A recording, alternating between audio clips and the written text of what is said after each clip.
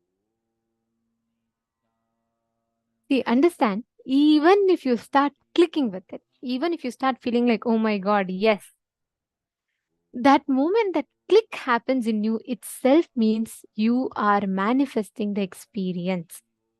The moment you start cognizing inside you, the moment you start feeling, yes, I do, I feel like I am manifesting, I am also getting that experience. The moment you start doing that itself means you started manifesting that experience.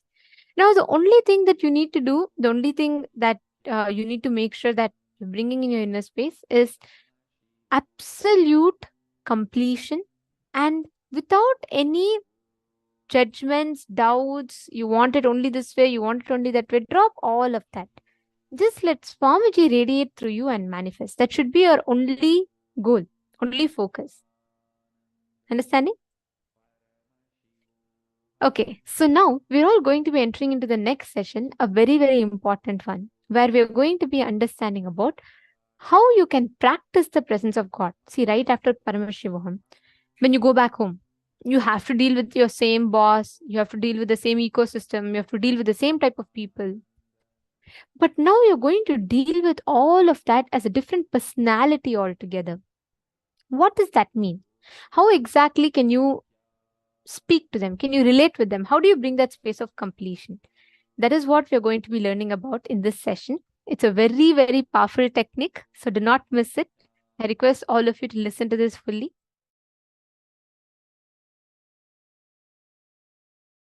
Today I wanted to share a few truths about practicing the presence of God. It's a very beautiful story. You all would have read this story in school. There was a guru and he had 10 disciples. There was one chief disciple, very brilliant and highly spiritual. So naturally, Guru was giving attention to that disciple more. So the jealous started among other disciples. So all the other disciples wanted to defame, abuse, disrespect this chief disciple who was getting too much of master's attention. Somehow they wanted to move him out of master's attention. Master also observed. He observes everything, even though you think he sits with closed eyes.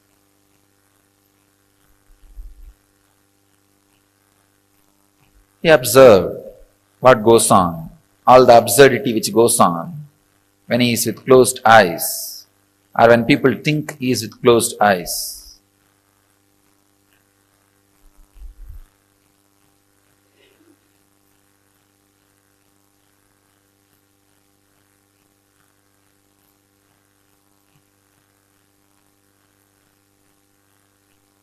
One day he wanted to tell all the disciples why he is giving more importance to the chief disciple, the sincere disciple. So he called everybody, kept a small test, giving each one of them one banana and telling them, go and eat in a place where nobody sees you, where you are not observed by anybody. All the fellows ran here and there. One ran behind the kitchen, one ran behind the sarovar, one ran outside the gate, one was hiding in the temple godown. They all ate and came back, except this chief disciple. He came back with the banana without eating it. All the disciples asked, why? He did not find any place. He just kept quiet. Master asked, he did not find any place where nobody was observing you. The disciple says very beautifully, it's a very small story. All of you would have known. Master, I am not able to find any place where God is not observing me, where God is not seeing me. I feel everywhere His presence. This story was known to all of you as a knowledge. Unfortunately, it did not become wisdom. The story has multiple layers of meaning and understanding.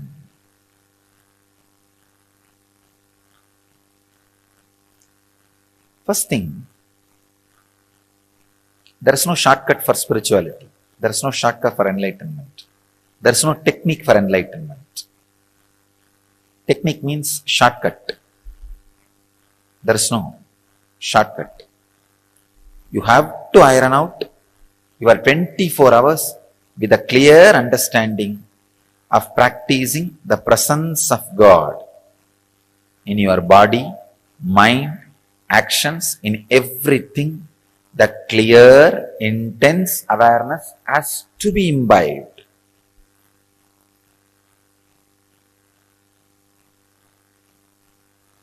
Second thing, whatever you experience as God, when you experience me, some will have 30% fear and 30% love, 30% confused emotions.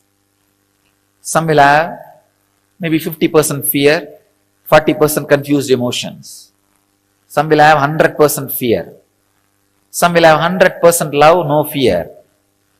Different ways you will be experiencing the Guru. Whatever you experience as Guru, that's what your experience as God. You have no other experience.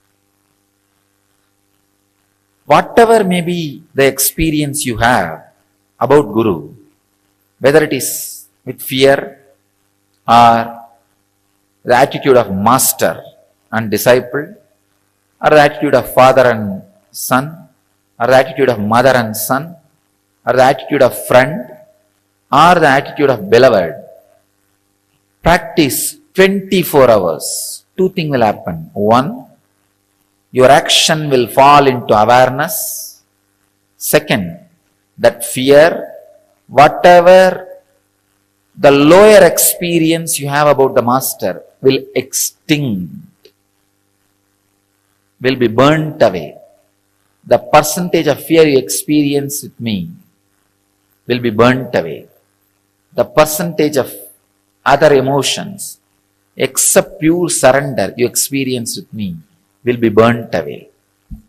These two things is possible only by practicing intensely the presence of Guru, practicing the presence of the Master. When you sit in your office, think, this place is owned by Swamiji. How Swamiji will maintain this office? When you sit and talk to people, if Swamiji is here physically, how will I talk? When you do Guru Puja, when I am here physically, just remember, if he is sitting with open eyes, how I will do?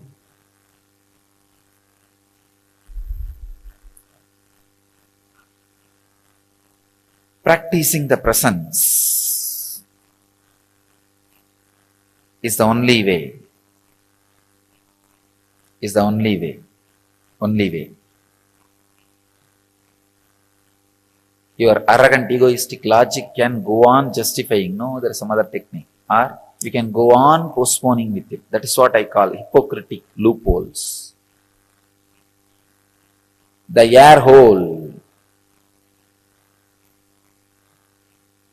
air bubble in the copper wire will not allow the copper wire to be a conductor.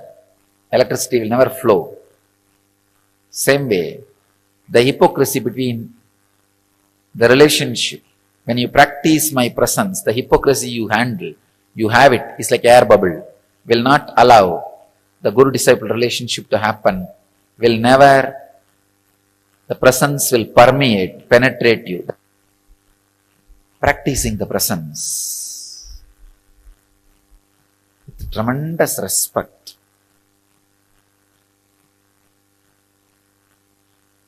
is the only way. That is the only way.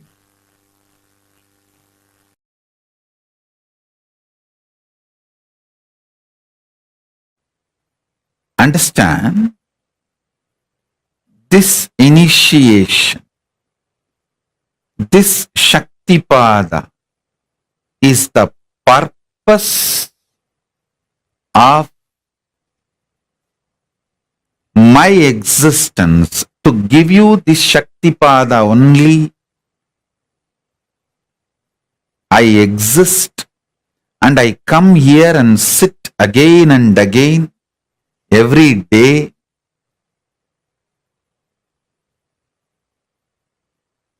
This is the reason I am alive and I reveal myself to all of you.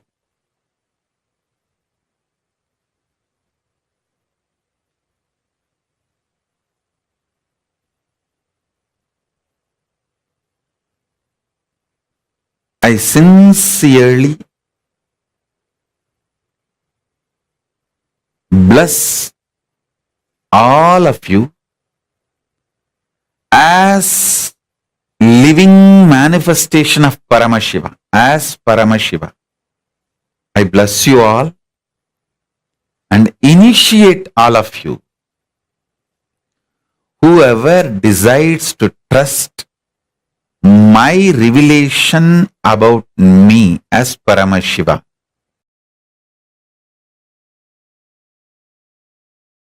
I tell you, once this happened, Arunagiri was supposed to give me an initiation. He told me that it's a ritualistic initiation, so prepare formally. Means I'll have to get one fruit and one betel leaf and one fruit means banana, one betel leaf, betel nut. And in those days the dakshina will be that 4 annas. 4 anna is I think 25 paise. You have to keep some coin for that 4 anna. And you will have to get one towel, means a piece of cloth. These are supposed to be offered as a dakshina. So he told me, prepare everything and come with all that. He was supposed to give a very ritualistic initiation.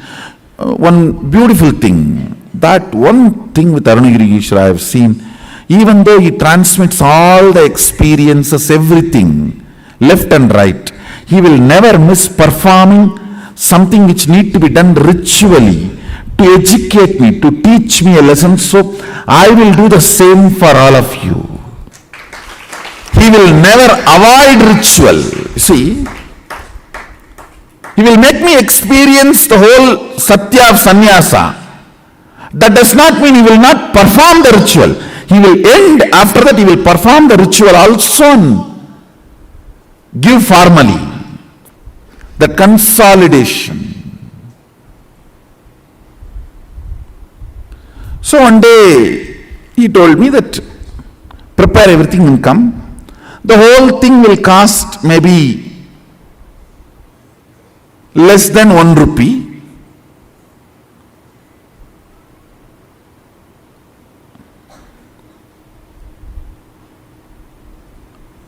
Because the towel, already I had one towel, means that Angavastram.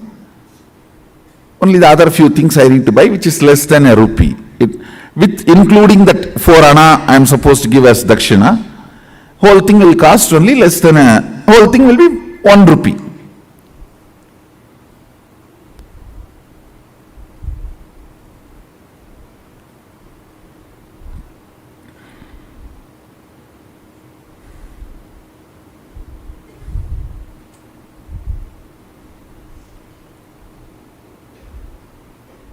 I went to my grandfather. He is the funder usually for all my rituals and all the expenses.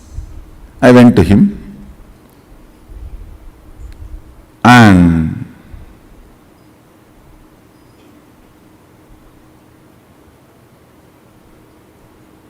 I still remember that the steel table, and that side he was sitting in the chair, and usually kids when they go and sit on, that is my bar, that jumping bar, in that I will put my hand down and try to jump 3-4 times, tata, tata,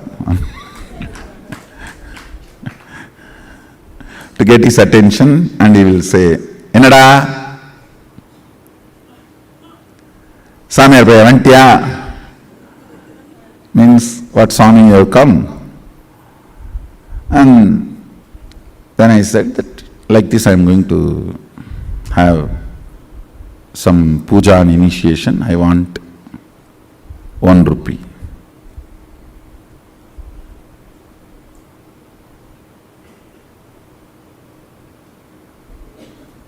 He will not usually handle the cash, so he will look at the cashier, will be just sitting next to him. He will look at him, and in the eyes itself they have a signal how much to give and all that. And by now I had already studied the signal. If he just shows through the eye, only what I ask will be given. If he shows with a little smile also, then little more than what I ask will be given. All that signal now I studied. And if you stand on the table and jump few more time and nacharchify, in the Tamil it is nacharchify means nagging, little nagging. Tata, innum Tata. Tata, innum Tata. Means if you stand and nag, nacharchify, you will get 1 more coin or 2 more coin. And he told me that by the time before sunset, come. Before the sun sets, I am supposed to go to Aranagiri, so he has to do the rituals and give. I know now sun is going to set. I need to run. But I was standing there nacharchifying.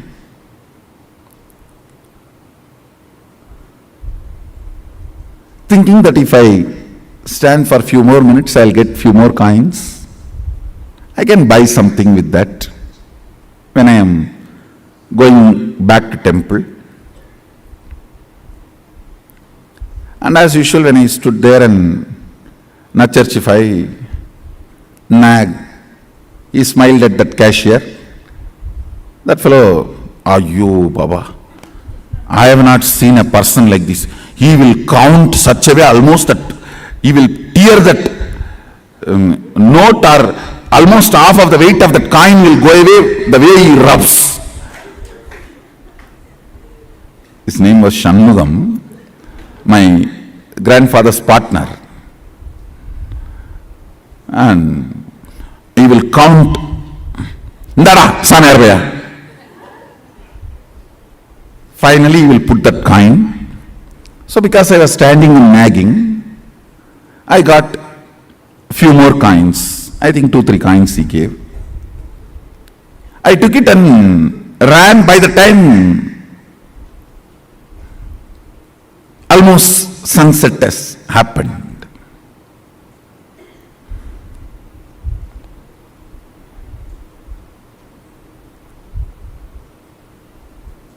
By the time I ran to him with all the things, almost sunset has happened, and listen now is the real thing. Whenever I go to Aranagiri, first thing, a wide, broad smile, and he will stretch his leg for me to touch his feet. That's the way he will welcome me, receive me. Vada. He will stretch his leg with a wide smile. That is the way he will always receive. And I will run and touch his feet. That day, he did not stretch his feet. Smile was not, I will not say there was no smile, but I know it was a limited expression. And he did not stretch his leg. That's it. I know. Underline, slight, but very strong message for me. Fortunately, I had such deep Guru Bhakti Sadashiva gave. Even the light warnings from Guru made me wake up from my blind spots and catch his feet, change my cognition. I should say, that's the biggest right thing, which is much more important than the initiation from Guru, which lifted me and made me experience oneness with him. It is your ability to see the slight warnings he gives and catch, change the cognition, saves you in life. Because many times he doesn't want to interfere with your freedom, with your will, with what you want to do in your life. It is the slight messages. It's a light underlines. Listen carefully. This underlines light warnings. Very subtle messages. If you can catch that and change your depth, you are saved. He did not stretch his leg.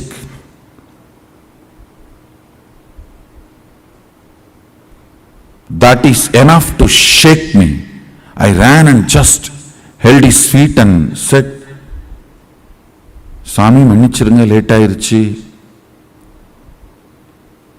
தப்பு பண்ணிட்டனே, means forgive me, God delayed, I made a mistake. He said in Tamil very beautifully,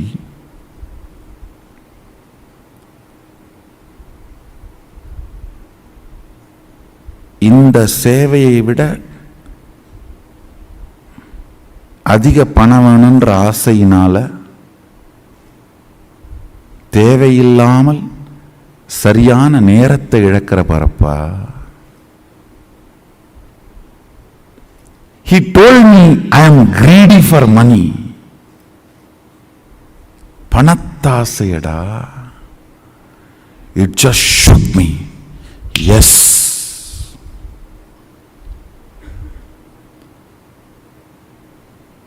Because for initiation, I'll try to repeat the whole conversation. See, for initiation I need only 1 rupee. I don't need to be standing there and nagging my grandfather for few more coins.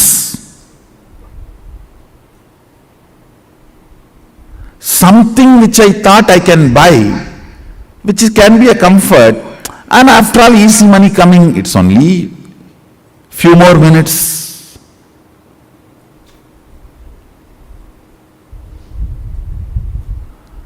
That casualness,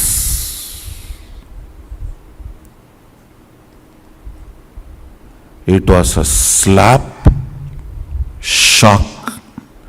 I just woke up. Oh God, just these few coins.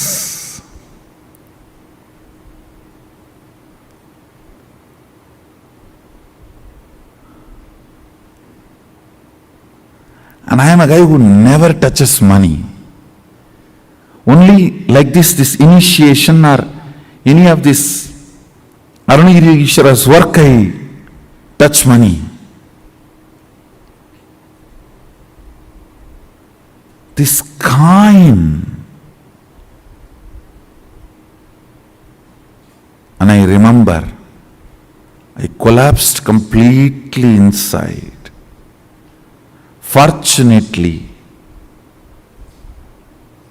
decided to choose the Guru, Arunagirishwara, and dropped that remaining coins just in my hand at his feet.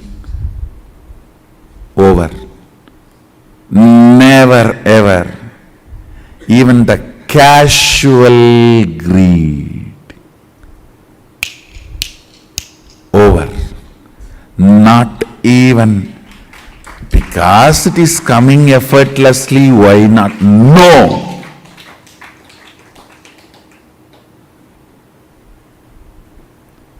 I should not even use the word greed. Even that casualness. If it is there, we can buy something. Even that cannot keep me away from my Guru.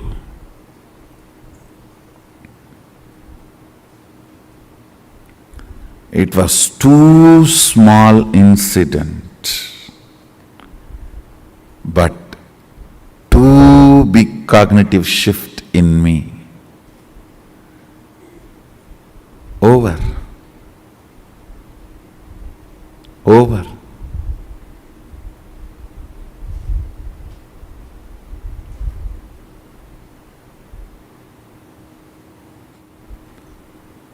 There are some messages which you cannot directly tell. If you directly tell, it will look like, oh, am I wrong? Is it wrong? You will get into defense. Then you cannot be taught. The cognitive shift will not happen. I can only underline. Even a casual desire for little money should not keep you away from Guru. I can only underline. I cannot directly give you. If I give this statement directly to you, you may get into defense. Then transformation becomes painful, difficult.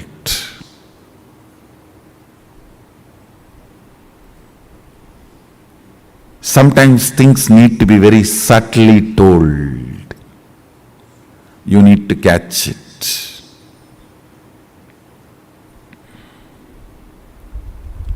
You need to catch it. Only if you catch the subtle messages given by Guru, your cognition will be consolidated. Your cognition will be consolidated.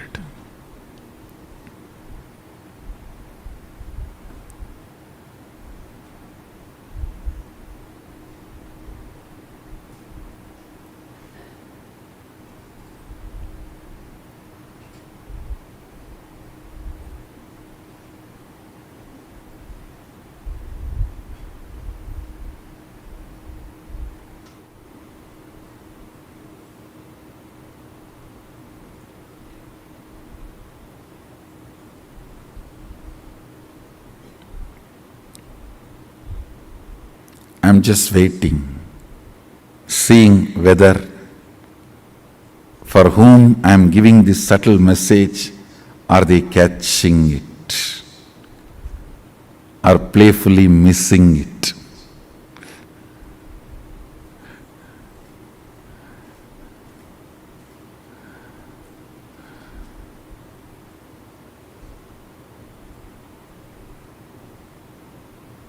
There are some who cannot be recovered. They are doomed. When I say the name, you are doomed.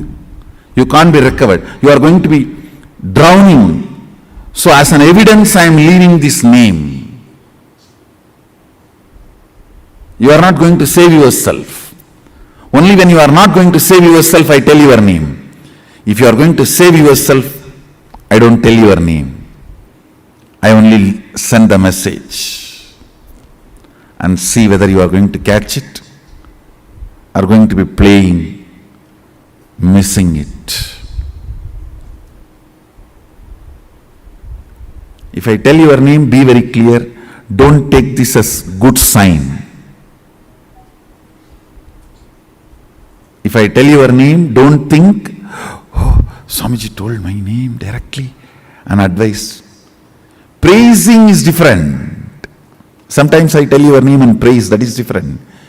During the advice, if I tell your name, be very clear. I am leaving the evidence for the future to tell, even after Swamiji told he did not listen.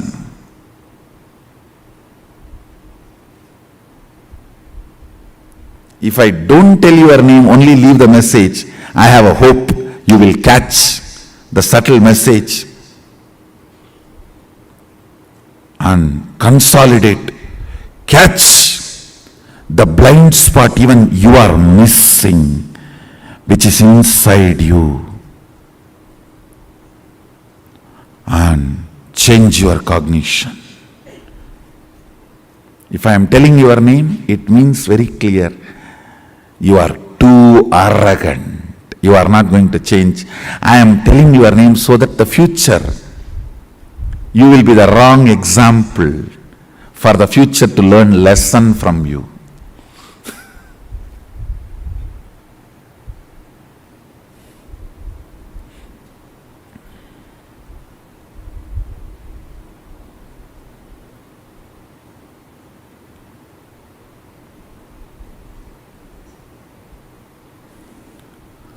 Cognitions matter. Cognitions matter. Cognitions matter.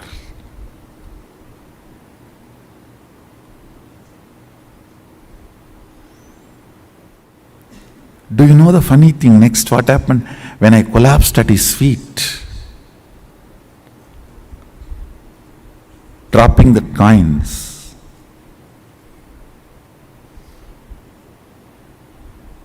I know at his feet, my whole cognition changed.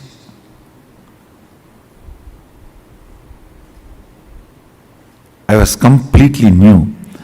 He lifted me up and held my face casually and turned.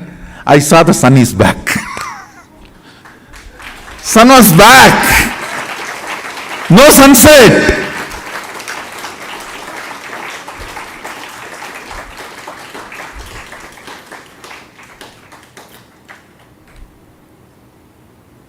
He smiled and said, getting sun back is much easy for me than teaching you with the subtle message. This was more difficult. The moment you become defensive with Guru, it is spiritual suicide. You are done. Nothing can be done after that. Sometimes if Guru tells directly, you get into defensive with Guru. Over. Bye.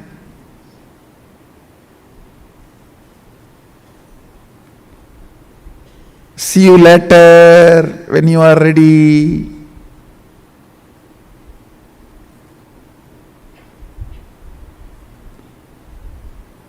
Understand?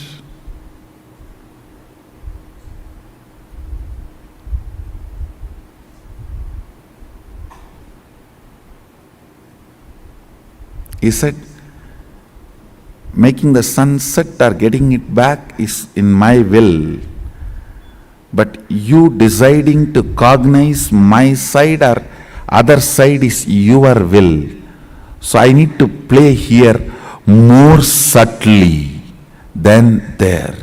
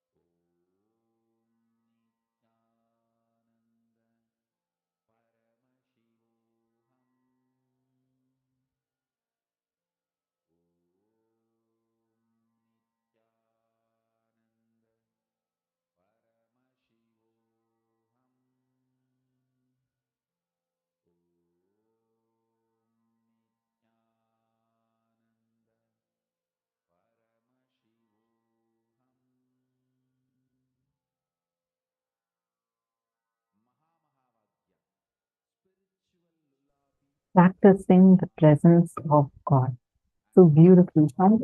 It was not just about practicing the presence of God, but the connection with the Guru and how to have stronger and stronger connection with the Guru and continuously talking to Swamiji, continuously talking to Paramashivam, and how this will deepen your oneness, that feeling connection that you have. Many of you understood this.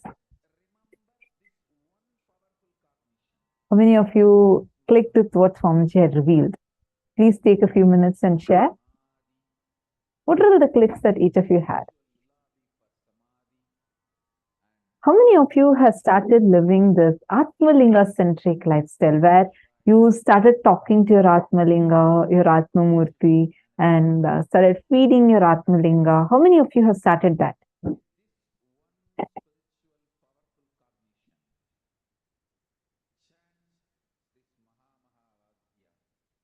Wonderful. Actually, you should literally, really, Swamiji would listen to you and respond to you. Like, one of my favorite things that, recently, I think last program, Swamiji had told on the 21st day, saying that start living an Atmalinga-centric lifestyle, and you can literally go talk anything you want to Atmalinga, right? So I was like, okay, I'm going to make it a little more stronger. So what I started doing is, I don't keep alarms at all to wake up in the morning. So I started telling Swamiji every day. I'll tell my Atmalinga, okay, Swamiji, right now I'm going to sleep now at this time. So tomorrow morning, sharp at this particular time, you should wake me up. And sometimes I'll say, okay, you only should ensure that I don't think I'm going to be doing yoga, able to do yoga tomorrow. So you only somehow ensure and make me do yoga. Really, I'm seeing every day till now, without fail, every day, exactly at that time that I'll tell. I have a clock, not to keep alarm. I don't keep alarm. I have a clock with me, small clock, in which I started checking the time exactly like if Swamiji is waking me up exactly at that time. And every day without a minute missing. Sometimes I'll say, by 45, I need to wake up. So, it's Swamiji is without missing a minute. The time I ask, that's the time. Every day I'll feel like Swamiji is waking me up. And not just that, it's like a very easy thing. Like if anything that I want, if I'm just talking to Swamiji, just go to, I have a small photo of Swamiji and then the Atmalinga, right?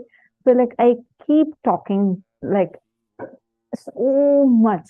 And many times I'll feel like, okay, see, this is not happening properly. Now, something, I need a strong push to make this happen.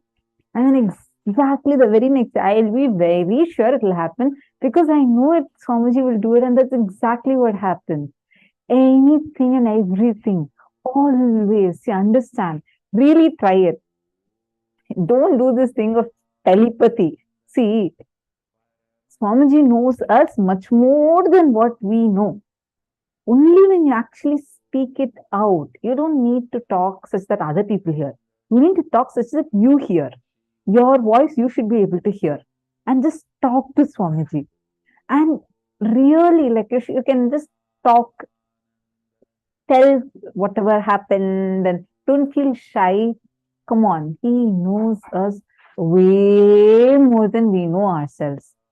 Really, he knows us. He knows very clearly how we think, how, in what situation, how we behave, everything he knows. What all patterns we have. Despite knowing, we probably think we know about ourselves maximum only in this birth. He is seeing us for birth together. Do you think he does not know you? He knows you much, much more than what you think you know about you. And despite of knowing everything about you, he still loves you. Understand? He still loves you. That's why you have that love for him. Just start talking to Swamiji. You feel angry, you feel frustrated, really go and actually talk to your Atmalinga. Tell Swamiji, Swamiji, this is what I'm feeling. Right now I feel so angry at this. This is not working out. Like really go and tell.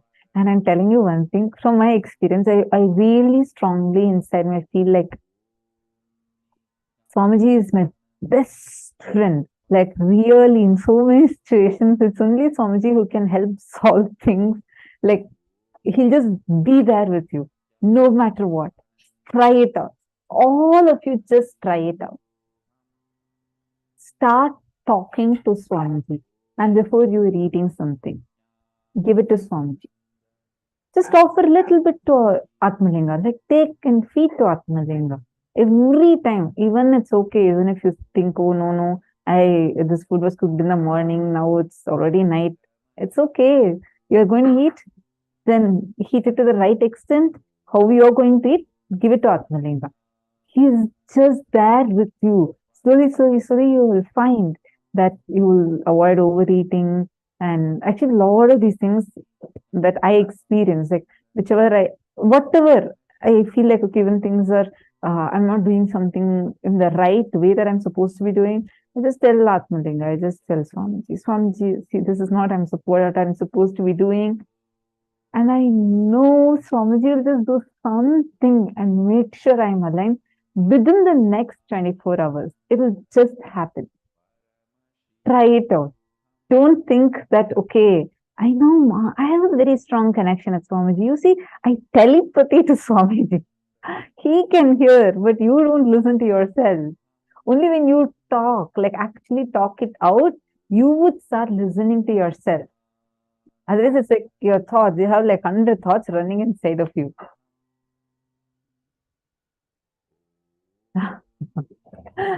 God, so many of you clicked this waking up thing.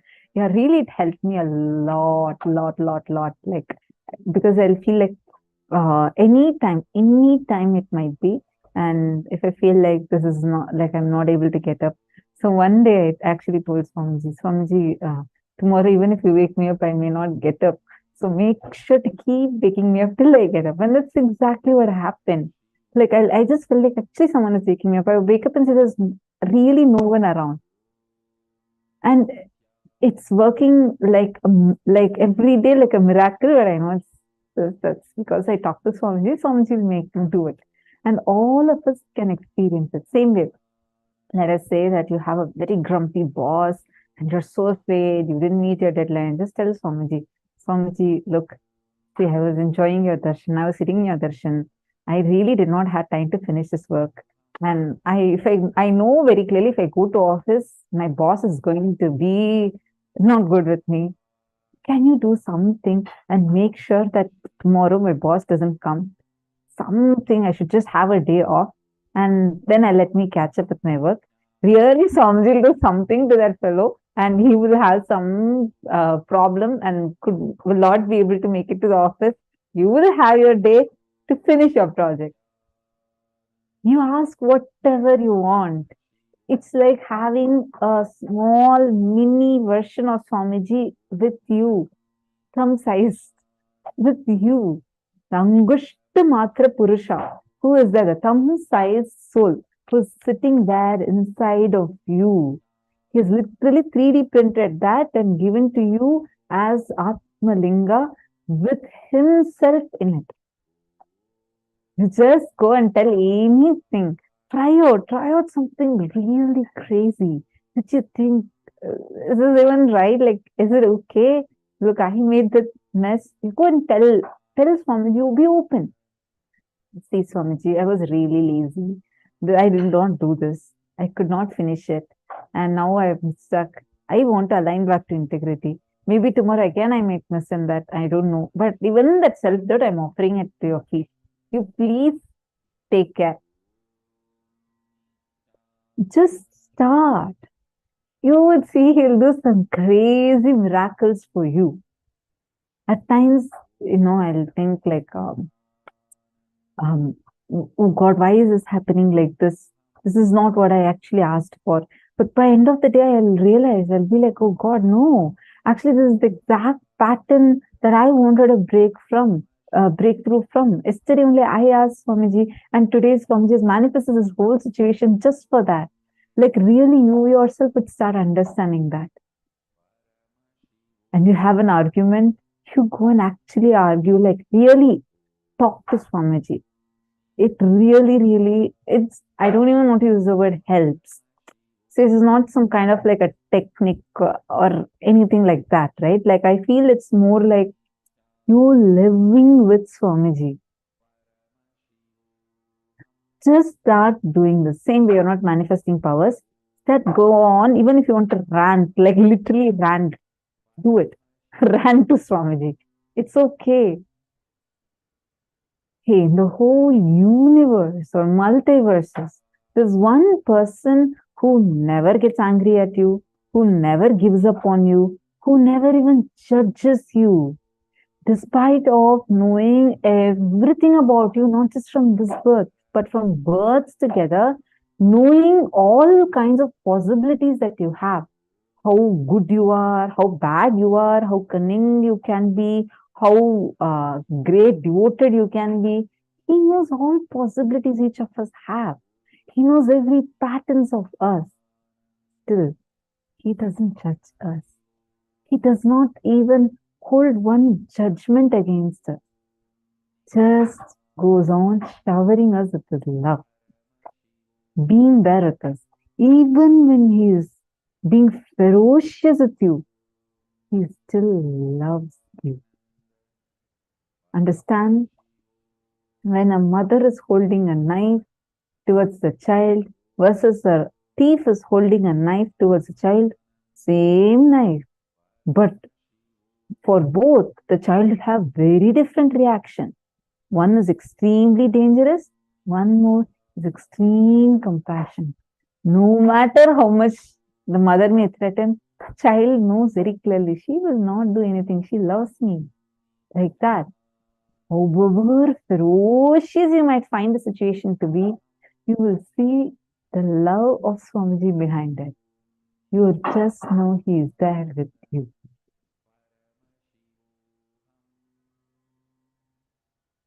Okay, I'm having another question. What to do when this does not happen? What do we need to change or update? Talk to Swamiji. Ask Swamiji that question. Ask your Atmamurti. Go ask your Atmalinga. Swamiji, I asked you this history. This did not happen. What do you think I should be changing? You ask. He will respond to you. Really, he will respond to you. And I can challenge this because I know for sure this is the truth. Really, Swamiji would respond to you. And you'll even start hearing his response.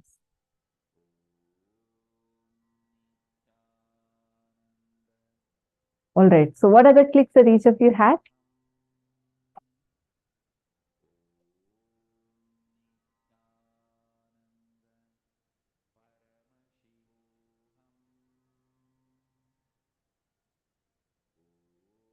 Come on. What other clicks each of you had? Please share. Okay. And how many of you are going to start living this Atmalinga-centric lifestyle? Can I request all of you to click a picture of you with your Atmalinga and post it on the Facebook? You can just post your selfie on the Paramashivoham Facebook page.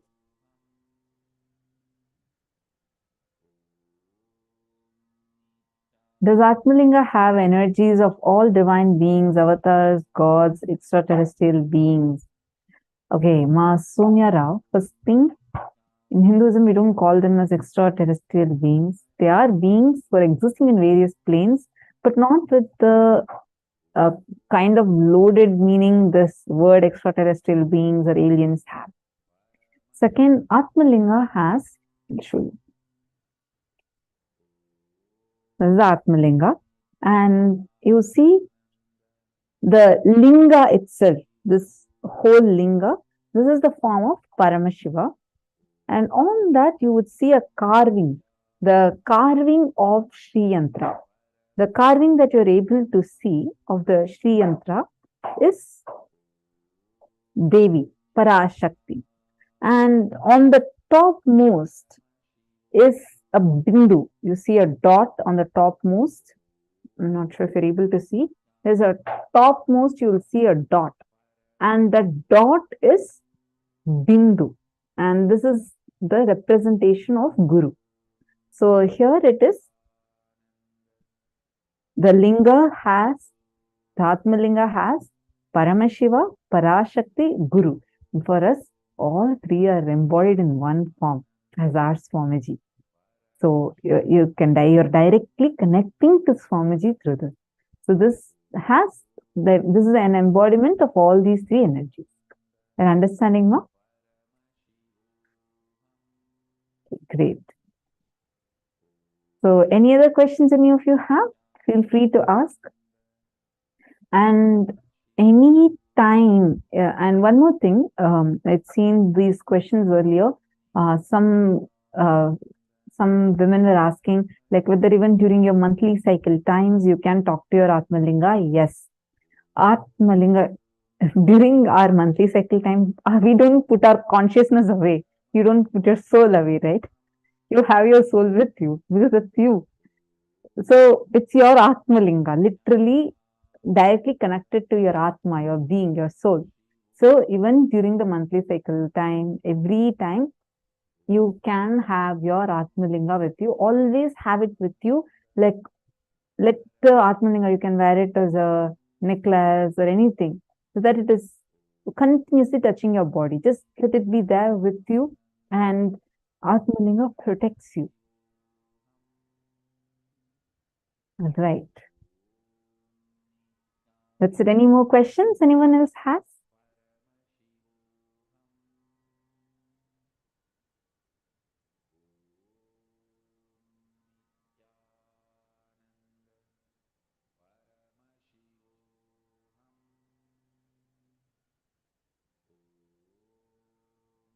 Nitya Krishna Priyan, a very beautiful question. Which language should we speak to Swamiji in? Like, what is a language, right? Can we speak in English or is it okay to speak in Chinese? It is okay to speak in Chinese. This is your Atma Murti. Atma Murti means, see, actually you can talk to Swamiji in whichever language you feel comfortable in talking. All languages Swamiji understands, because there it's not just Swamiji in this physical frame, it's the cosmic form of Swamiji. And so you can talk in whichever language you're comfortable with. If you feel, no, I always talk to Swamiji only in English, then talk in English, whichever you are comfortable with. He is yours personally, exclusively for you. So celebrate it and enjoy it.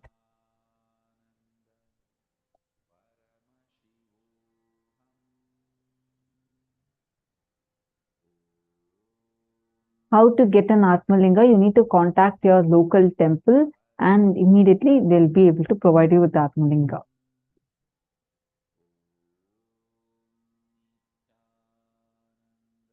Great. Now, holding on to this, shall we all move to the power manifestation? Okay, in this round, we are going to be doing a quick round of consciousness over matter power. And here you're going to be manifesting the power where you're going to move a deity in the silicon surface. All of you can basically keep your Atmalinga itself and move your Atmalinga on a silicon device. Just keep your tablet, your phone, all the devices are made of silicon. So you can keep that and start manifesting. Through your will, just hold on to your will, look through your third eye, and you can just request Swamiji, can you come this, like roll and come this side, come towards me. Really, the Atmalinga would start rolling. They'll very fastly start manifesting, so you all can start now. Paramashivoham. Om Nithyananda. Paramashivoham. Om Nithyananda. Paramashivoham. Om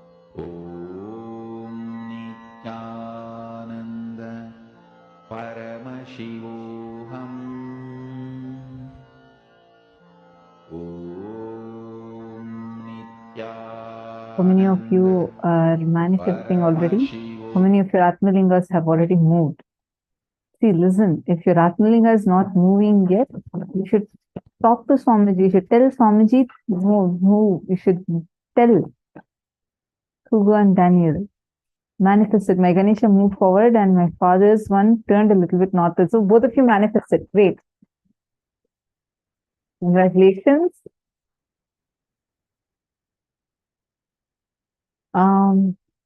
Zize Feng. Can I bring the Atmalinga to religious places? Yes, yes. Zize Feng. Atmalinga is your best friend. Do you take yourself to the religious places, your soul? Then take your Atmalinga there. Understand your relationship with your Atmalinga is beyond the societal moral conditions. Okay, there's nothing pure, impure, nothing. Let's say you can talk everything to your Atmalinga. Even what you consider as your worst parts, you can tell that to Atmalinga. For example, you may feel that, oh God, it's so bad, I cannot get this angry. You can actually offer your anger also to Atmalinga. Tell Atmalinga, this is what, Swamiji, this is what exactly I'm feeling inside. And this is the whole thing I'm going through. Just tell. Swamiji will really, really respond to you. It's like having Swamiji's miniature version with you. And he would talk to you, respond to you. You can take your Atmalinga to other religious worship places. And you can offer the puja also there to your Atmalinga. So yes. Come on, all others also sit and do the power manifestation intensely.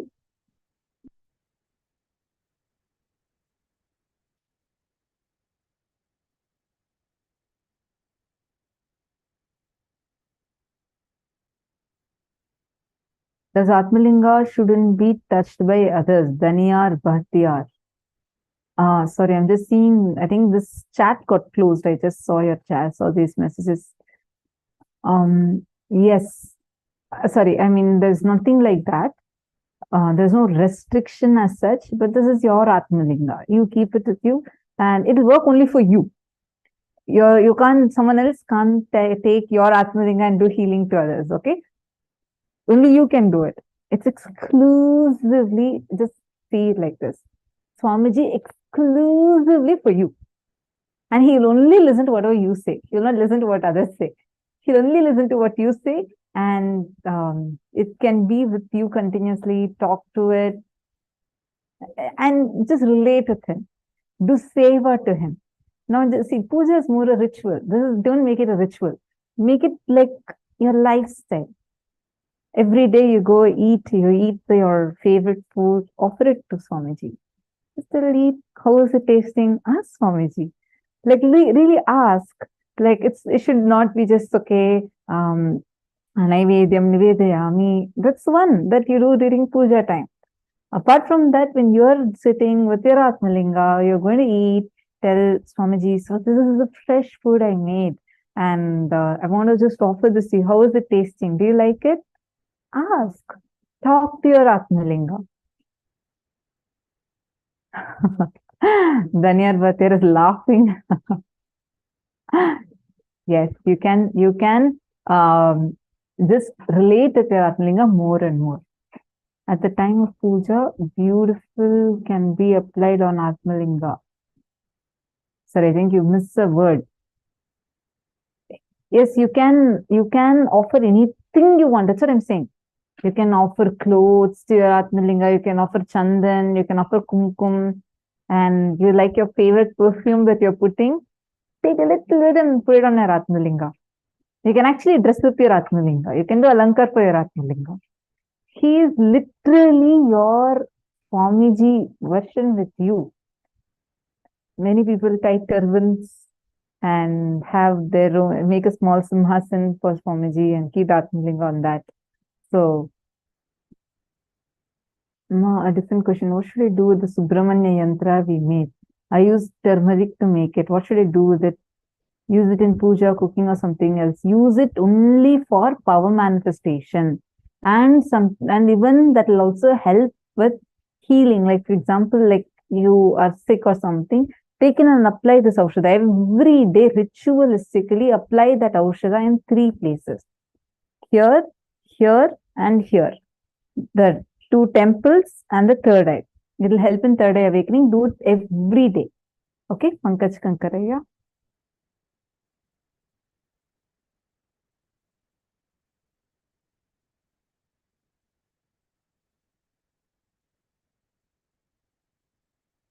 Okay, wonderful. Anyone else? Has any other questions?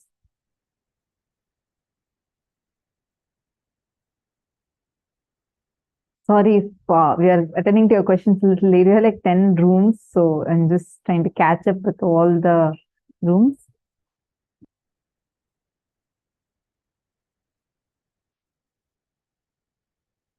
Yeah, Ma Sonia was asking, also Atmalinga answers yes, no, like pendulum, clockwise, counterclockwise. Is it Swamiji's answer? Yes, yes.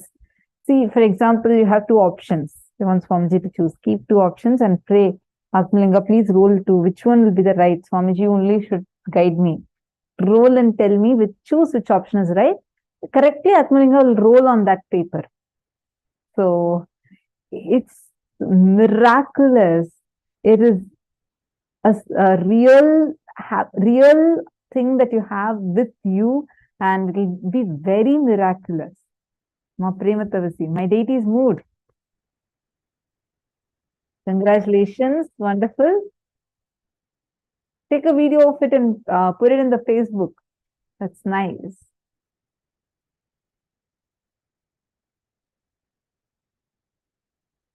Okay, now with this, let's move on to the next session.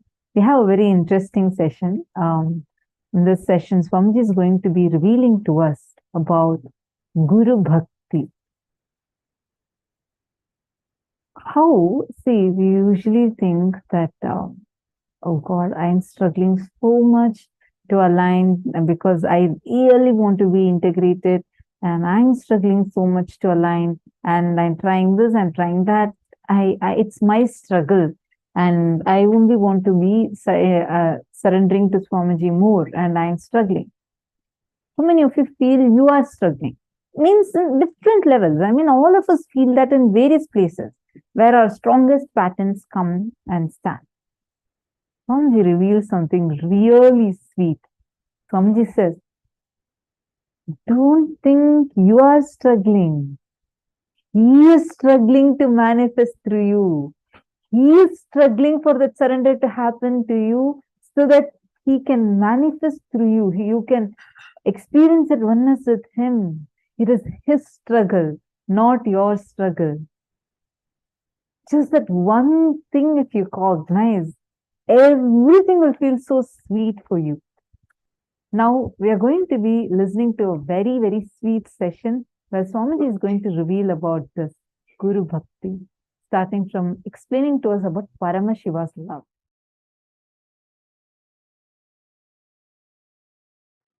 Whenever you fall for someone, you are in deeply love with that person. The human being, the person for whom you fall for, you are in love. That person takes you for granted.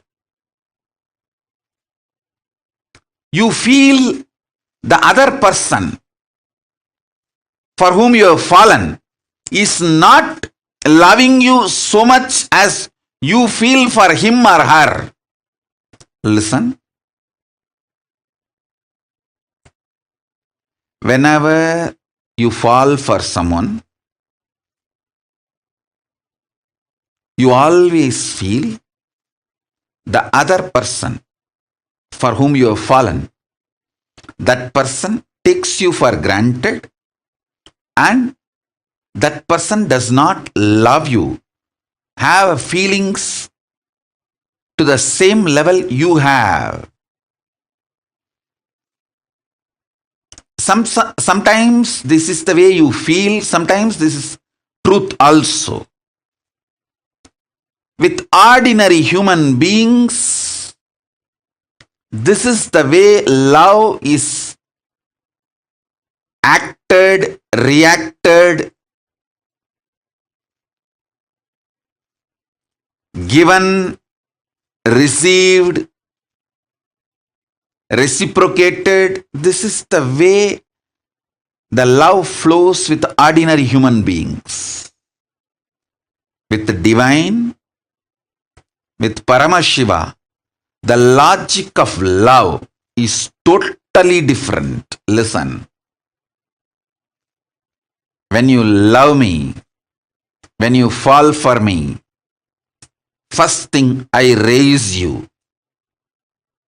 Second, I shower life energy in you.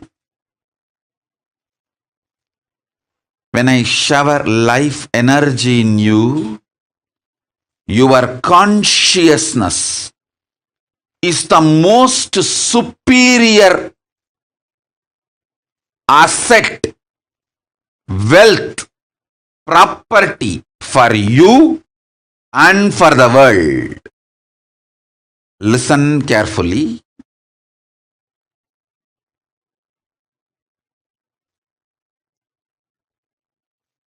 I'll tell you one small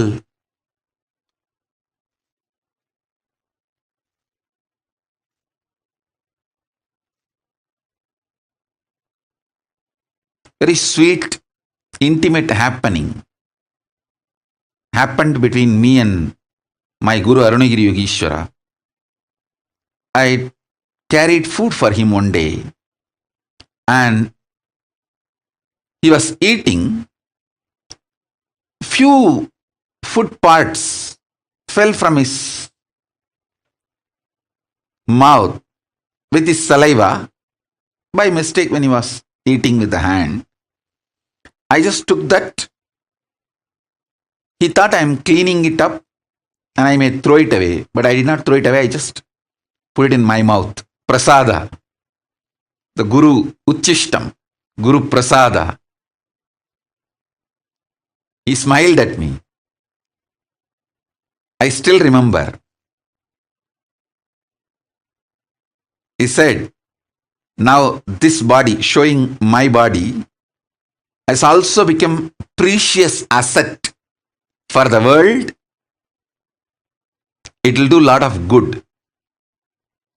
In Hindu tradition, the Guru Uchishta, the food partaken by the Guru Prasada is sacred, very sacred. Guru Padodaka means the water with which Guru's feet is washed.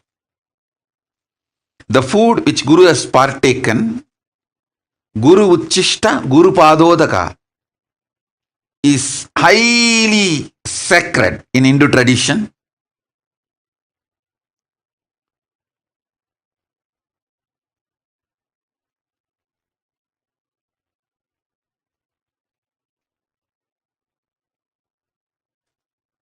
He said, just that little Uchishta which I took, the power of that, he said that his very biomemory, bioenergy is passed on and that will start flowering in this body now. This body also is a precious asset for the world because of what it is manifesting.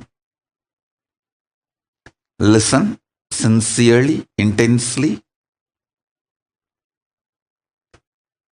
When he loved me, he made me sacred.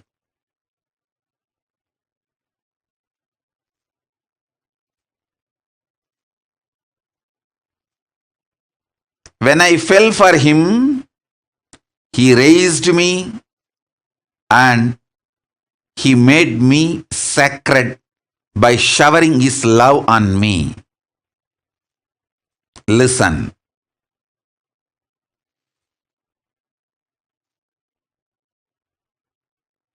All of you, my disciples, followers,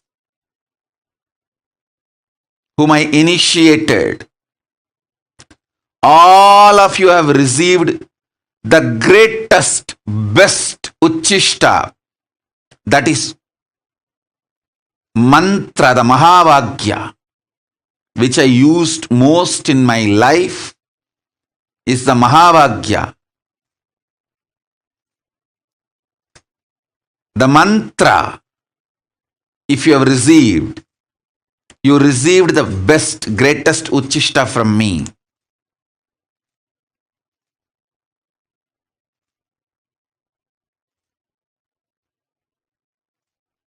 You are now sacred. Your consciousness is needed for this world. Each of you meditating, living Veda Agamic lifestyle, living enlightenment not only helps you, it helps the world to sail through this pandemic, this pralaya.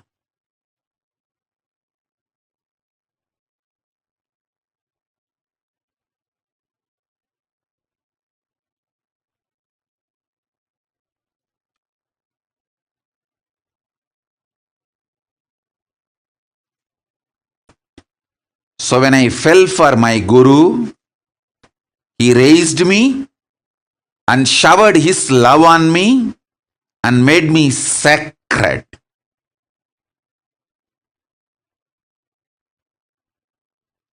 He did not take me for granted. Same way, I want to tell each one of you, I don't take you for granted. When you fell for me, I shower my love on you, and I don't take you for granted. I make you sacred. Understand? Sometimes I may not be giving attention, but never ever feel I take you for granted. I don't take you for granted. Sometimes if I give you attention, you become more conscious and spiritually awakened. Then I shower you with my attention. Sometimes when I give attention, you try to use me like a crutch. Hang on.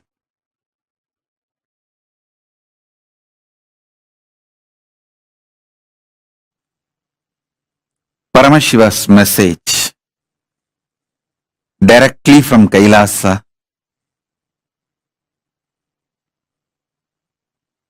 Listen. Reality of the existence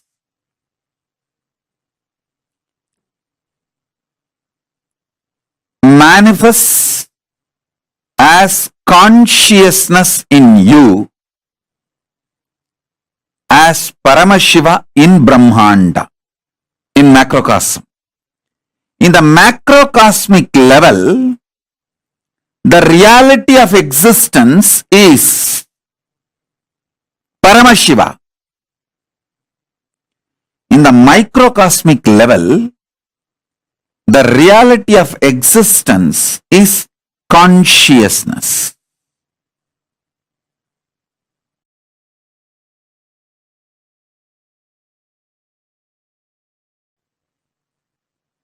Listen intensely.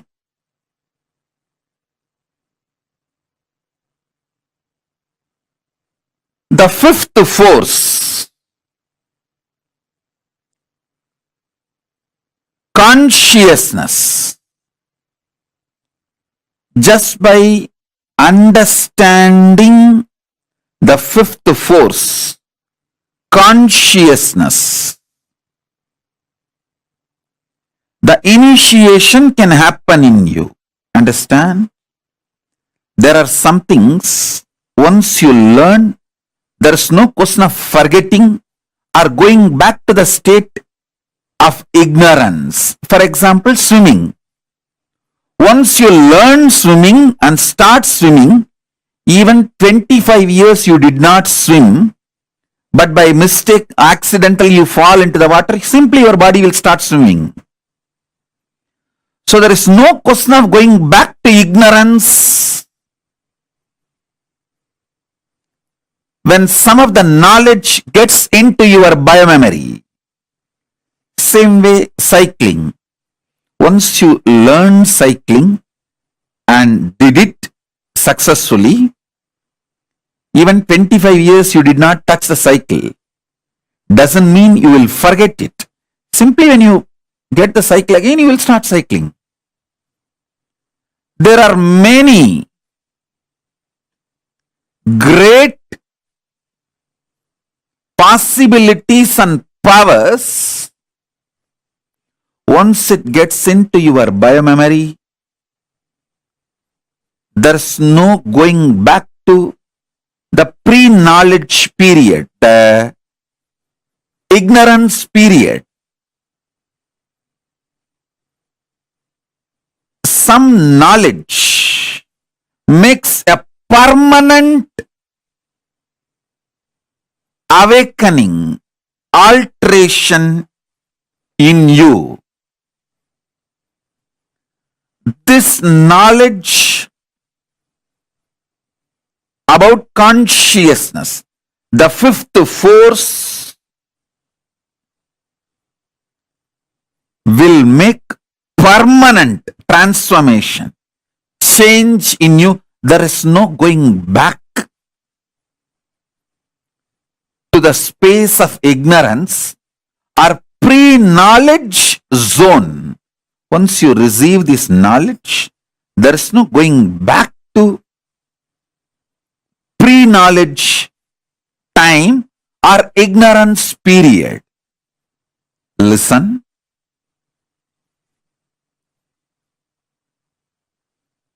Greatest that can happen to human being is this conscious reality becoming the existence, part of your existence. Listen. This conscious reality can be part of your existence if you have a direct feeling connection, Guru Bhakti. It can just like a jumping of the flame, transmission of the lamp. Hey, Paramashiva is real. Over. You just know. Swamiji said it. Paramashiva is real. Paramashiva is real. And based on that, your whole cognitive shift happens. Your existence shifts. From that reality, you cognize, exist, act, manifest, gravitate, do everything.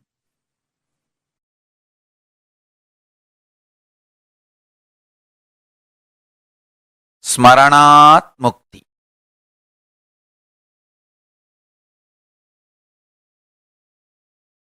Remembrance liberates. Understand?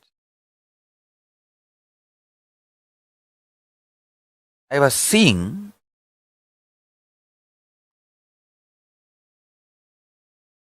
during my morning settling down period, when I was settling down from Samadhi, I was seeing what is the most important thing I should remind people. I saw Paramashiva revealing, remind people to remember. Constantly write remembrance. Understand? Whatever I need to tell, I have already told. Enough has been told. Understand? Literally last 41 years of my public life, I have said whatever need to be said. And I am going to continue to say continue to reveal. All this will be useful to you only if you remember them in right moment.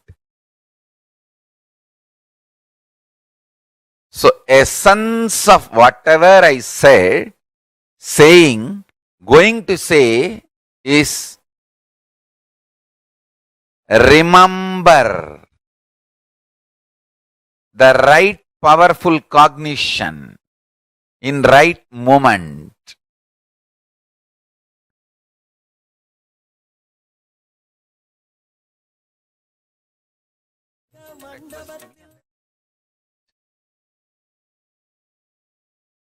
Whatever I said, saying, going to say, essence of all of that is Smaranat Mukti. Right remembrance liberates.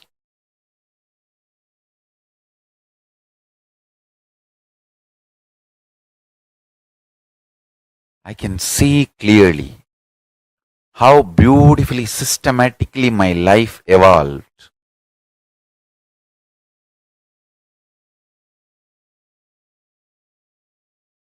Just manifested. Understand?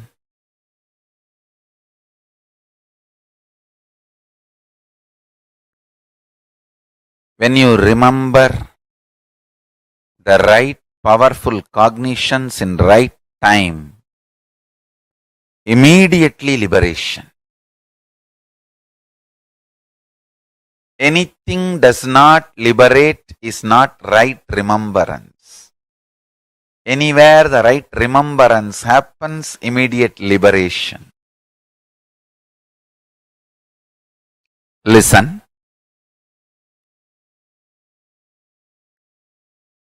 Life is all about how many times you remember powerful cognitions and experience liberation, and how many people you help to remember powerful cognition and manifest enlightenment. That's all. That's all. Understand? The more and more people you support to get powerful cognitions, the more and more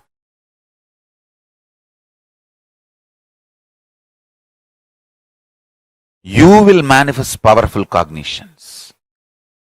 Paramashiva says, when you make one person have Sivadiksha, whatever japa he does, the punya he gets and the same punya you also get. It's an ultimate cosmic blessing you can get for yourself and for the world. Now, remember this one powerful cognition, Smaranat Mukti. Remembrance liberates. Remembering right cognitions at right time liberates, empowers, enlightens.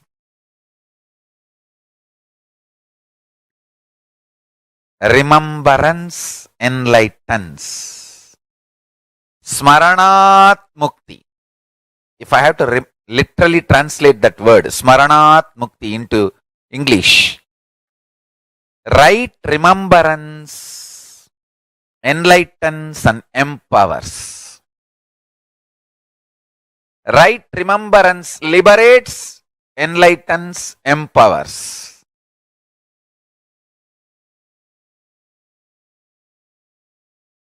Smaranat Mukti Arunachalam.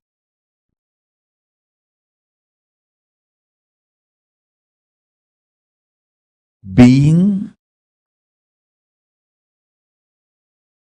with that which neither need to be remembered, can be remembered, nor can be forgotten, or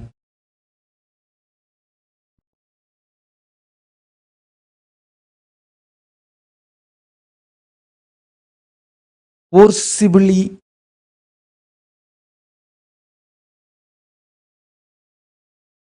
no need to remember it. Anyway, you can't forget it. Being in that space is Arunachala Smaranam. Now I'll initiate all of you. Whatever I received from my Guru Parampara, I'll transmit that to all of you. Listen.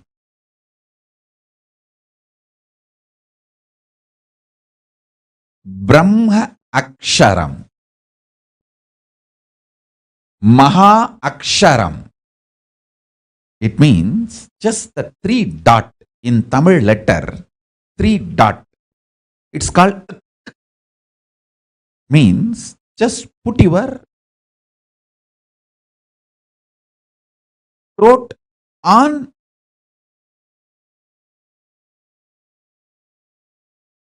your upper palate.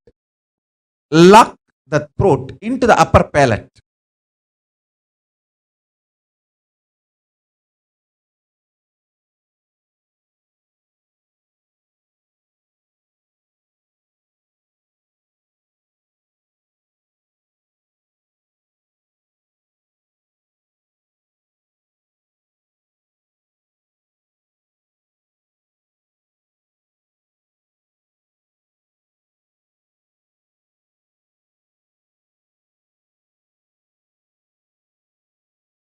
Listen. Listen sincerely. I'll repeat. Brahma Aksharam. The Mahā Aksharam. Ultimate mantra. Truth. This is what I received on this Yoga Pattabhishekam day. I am giving you that to all of you.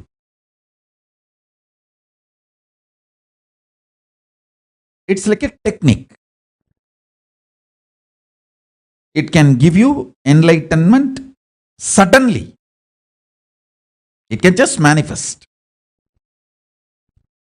See, first understand, there is something which does not need to be remembered in you, which is there as you, which remembers everything. See, in all of us, there is something which you don't need to remember. That only remembers everything. Whether you are sleeping or you are in waking state or you are in dreaming state, any state, there is something which is in you which remembers everything, and you don't need to remember that.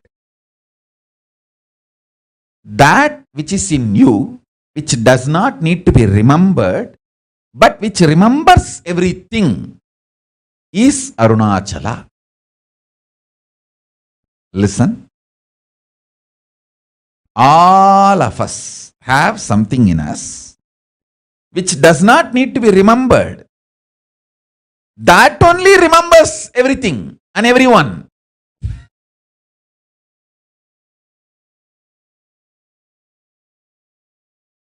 That is Arunachala. That is the most powerful reality.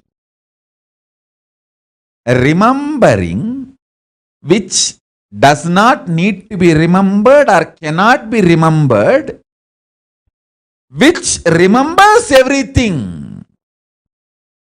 In you, there is something which cannot be remembered or forgotten, but that only remembers everything, including what you think as you. Listen. Cognizing that, sit with this means putting the lower throat on the upper palate. It's a Tamil letter which is projected Isaki Swami's page.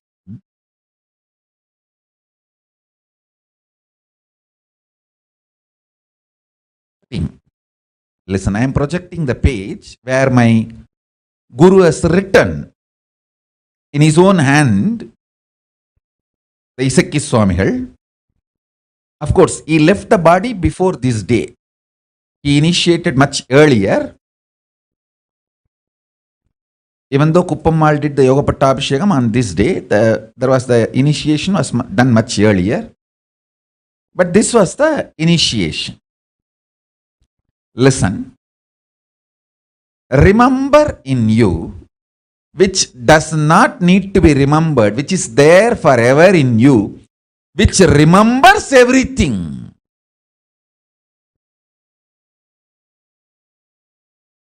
In you there is something which you don't need to remember, you can't forget,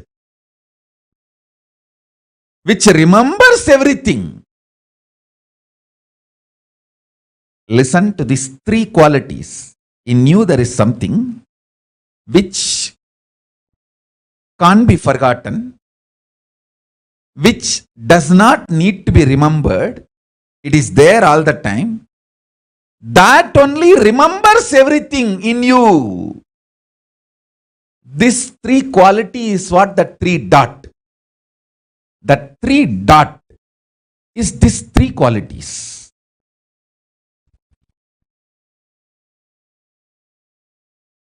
This is the Brahma Akshara, Mahā Akshara. Remember this three quality. There is something in me which does not need to be remembered, which is there all the time, which cannot be forgotten, which is there all the time. Whether I am sleeping or deep sleep or dream, it is there. That's why when I wake up, I just know I slept well. So even through the sleep, that is there alive. And that only remembers everything.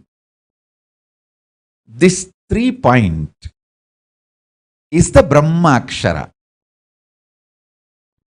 This 3 point is the Brahma Mantra. Brahma Akshara, Mahā Akshara. Just cognize this and sit with the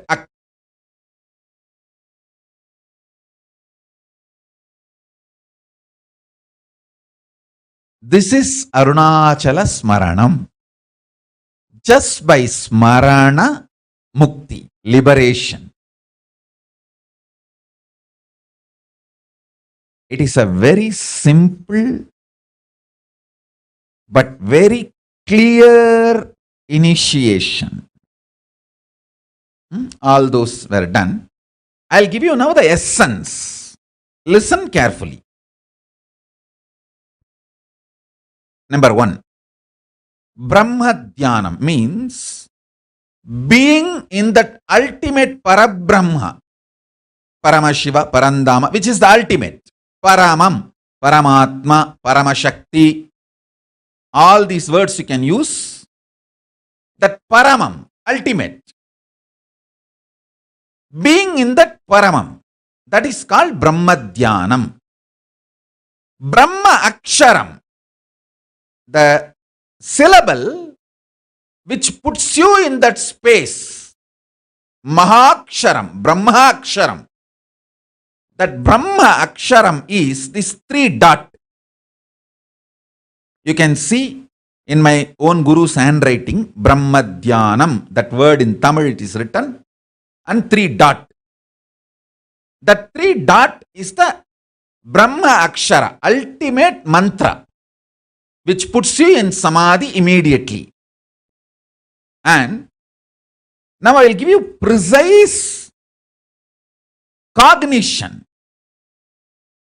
This 3 dot means,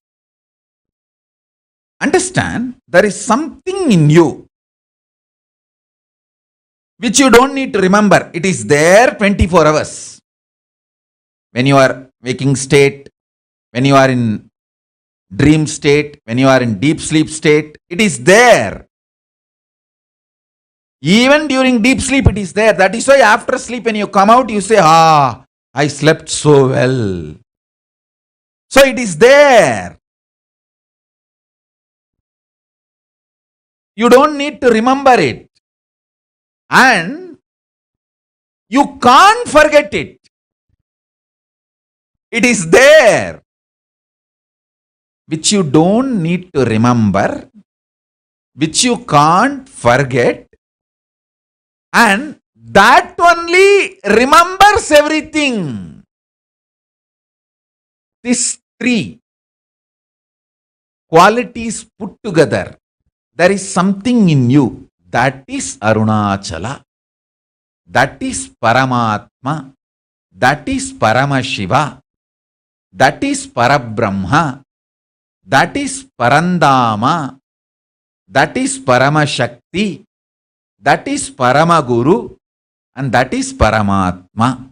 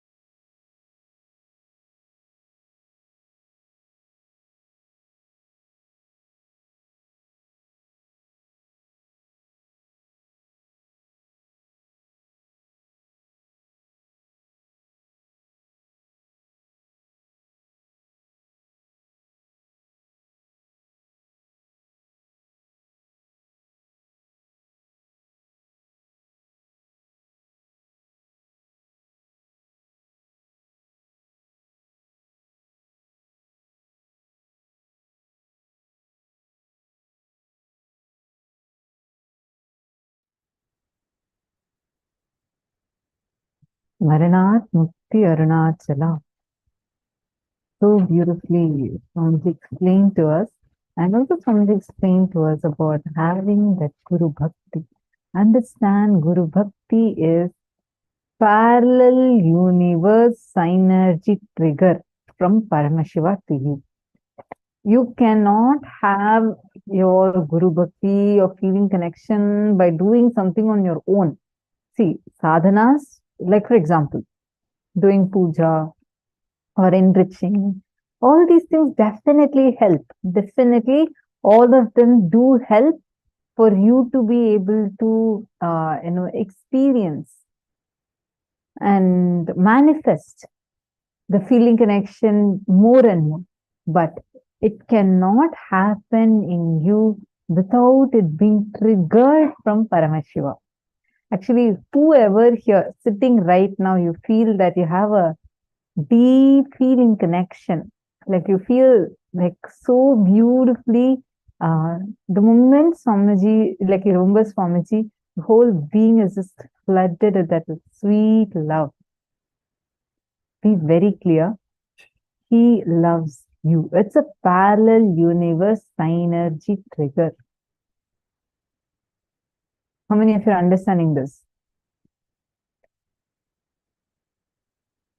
Okay, request each of you that are here with us right now, can each one of you share whatever is your favorite incident, like your favorite Leela that Swamiji has done in your life? It can be from this program also, and if not this program, whatever you like the most. I request each of you to share your favorite moment. It can be some miracle, or it can even be just a darshan where Swamiji called out your name.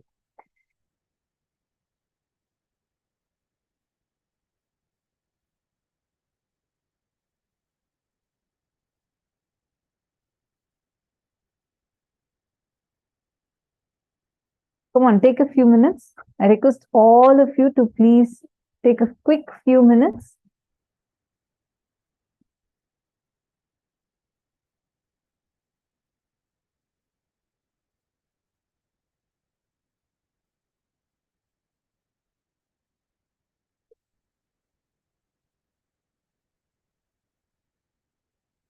Some favorite moments of yours with Swamiji.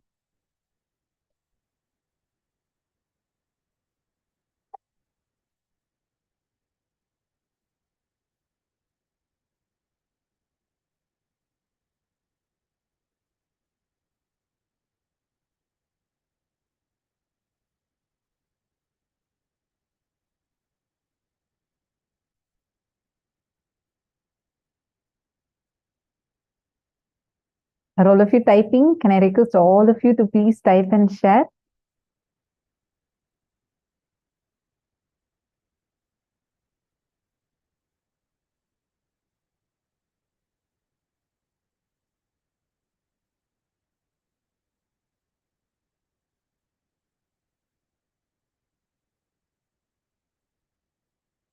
Oh, Jennifer Poirier, I'm asking in your life, not his life.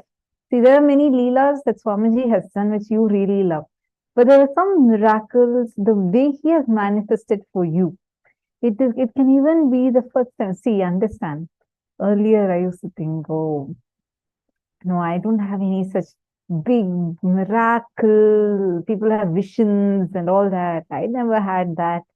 But then when I started, we had this in Gurukul. Initially, we'll have the segment where every day during our dinner time, we'll have this Parabhakti sharing.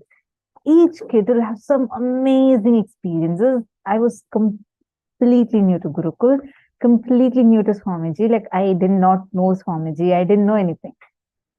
And everyone would be having so many miraculous incidents with Swamiji, experiences with Swamiji. There's this one kid who, Swamiji just put that kid on his lap. So he got to sit on Swamiji's lap. One small fellow boy, he got to sit on Swamiji's lap.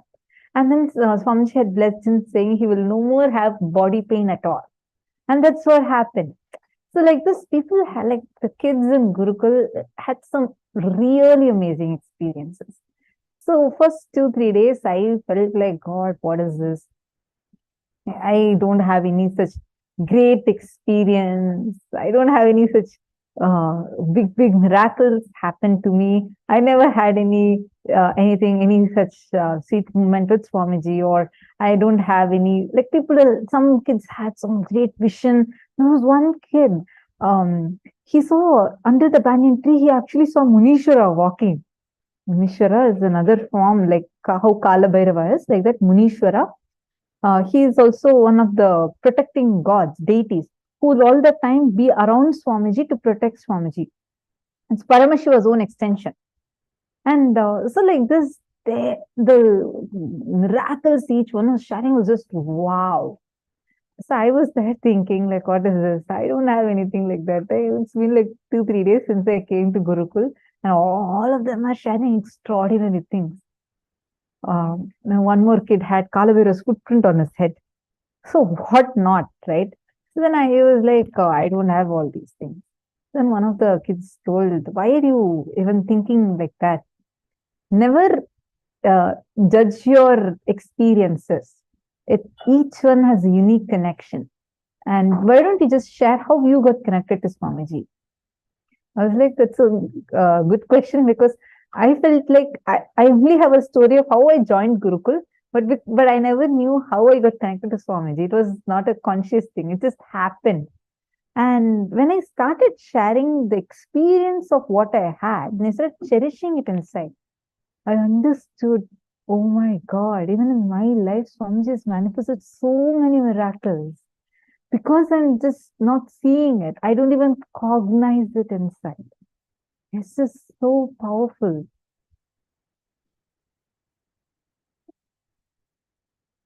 So each of you take a few minutes and please share. Okay.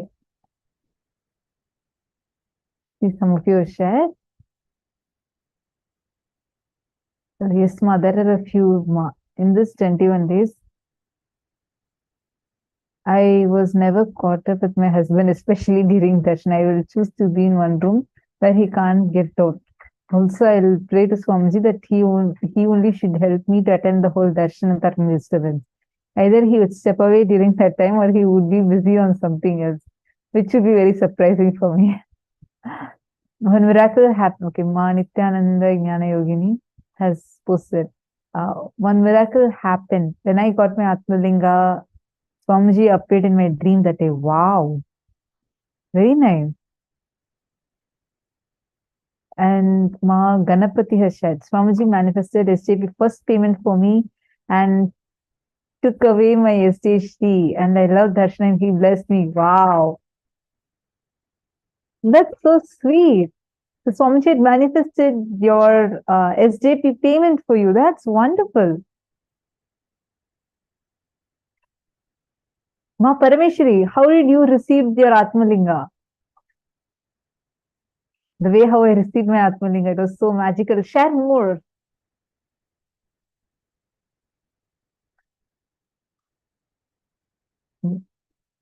Ma America. So in April 2015, he asked me come right away to Vidati. Okay, come on, all of you type more and share. I spent 4 years there and 3 with him. Wow. That is so sweet. Yes, I remember of seeing you. See, actually, for you, so many instances would be there, right? Like literally, where Swamiji knows you. That itself, I used to be like earlier in 2015 and all, we seldom used to get to talk to Swamiji and all. And then I used to see Swamiji will call out your name sometimes in satsang and like talk to you, tell you things. I'll be like, oh my God, that ma is so lucky. Swamiji knows her by her name and knows that she does translation.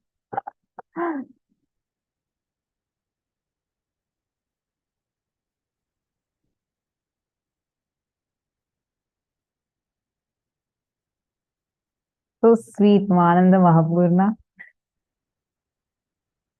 Come on, in this room, all of you please post. Ma Ananda, Ghora Rupini, Ma Nitya, Venkatesh Ananda, Ma Zian Lee, and Wei Huang,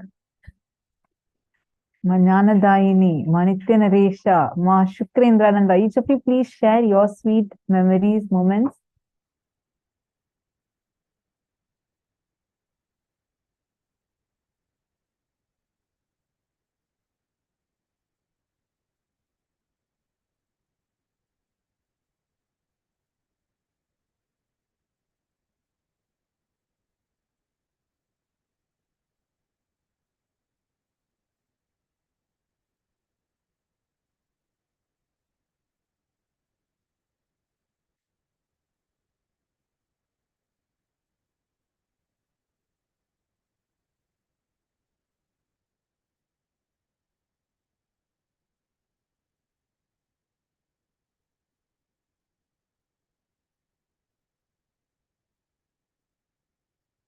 Okay, here in male body side also, I'm going to see what are the experiences each of you have shared.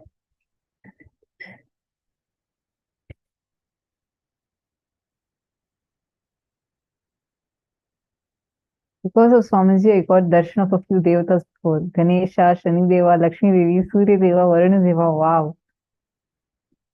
That's so nice. Actually, you know what's even more nice, Shane Dennis? See, like despite of you coming from a different country, even knowing these terminologies is something that I really enjoy. When I see people from various different backgrounds, everyone getting to know so much of authentic Hinduism because of Swamiji, and you see you're having darshan of these deities. That's wonderful. So sweet to know.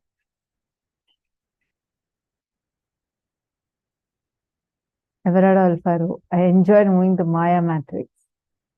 The master Zize Feng, the master has given many truths about the universe which makes me no longer entangled and can also change my life experience. Swamiji came to my dream and guided me to a bhajan room. The teaching of Swamiji keeps climbing, clicking. It's just too good. Zize Feng finally saw God himself. Yes. So beautiful. Actually, each of you should write down, see, each day, the miracles that we experience. See, we all think miracles should come in a totally different way.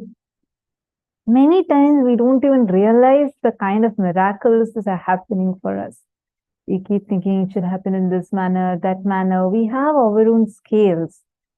But continuously, every moment there are miracles happening to you. Continuously happening. It's just that we are not aware of it. We are just not seeing it. We are just not opening our eyes and seeing it. That's all. Now let's all take a few minutes and let's enter into a quick round of power manifestation. See, all those who are manifested, good. Now, all others who have not manifested, I request you all to talk to your Atmalinga, and you're going to request your Atmalinga to manifest along with you.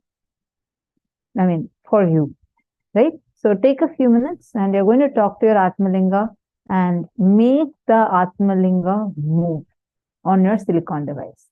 Let's get started. Please start chanting the Mahavakya.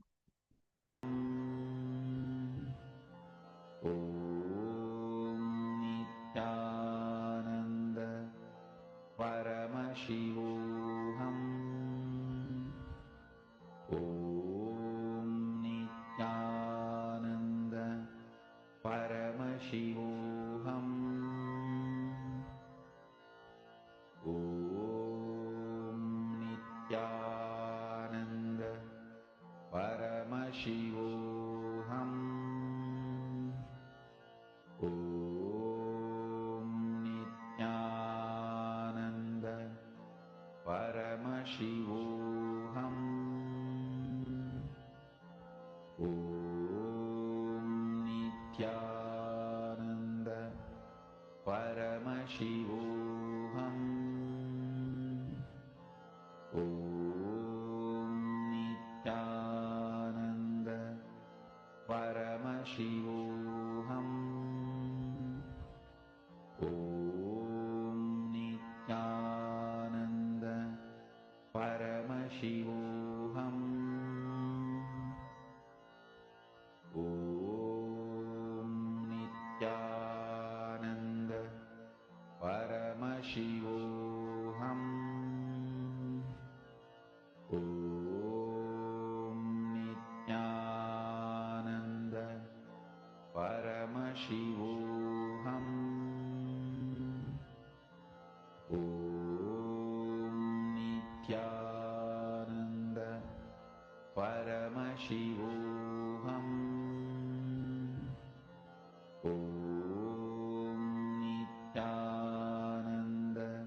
Paramashivoham.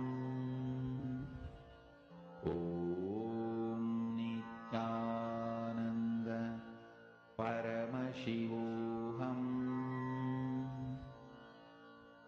Om Nithyananda Paramashivoham. Om Nithyananda Paramashivoham. Om Nithyananda Paramashivoham. Om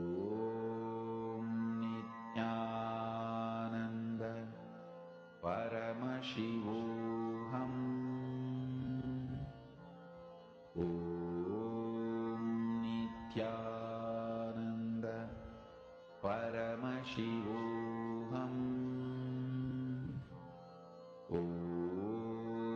Nithyananda Paramashivoham.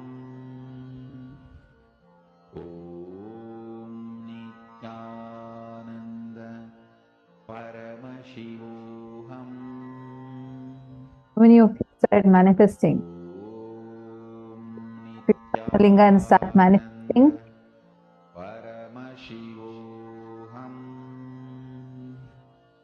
All right. So now, let's move to the session. Please, session. Swamiji is going to explain something very important on why Kailasa is needed. What is Kailasa? Why is this revival of Kailasa important? So we are going to listen to that revelation now from Swamiji. So let's listen.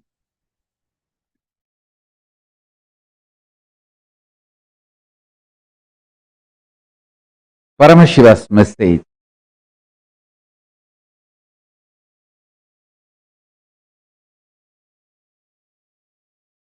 Directly from Kailasa.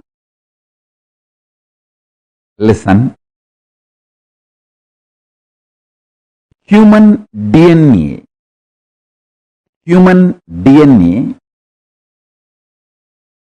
has ripe, grown. Now it is capable of creating a wormhole to receive the different reality and existence of the higher superconscious dimensions of the universe, like a portal.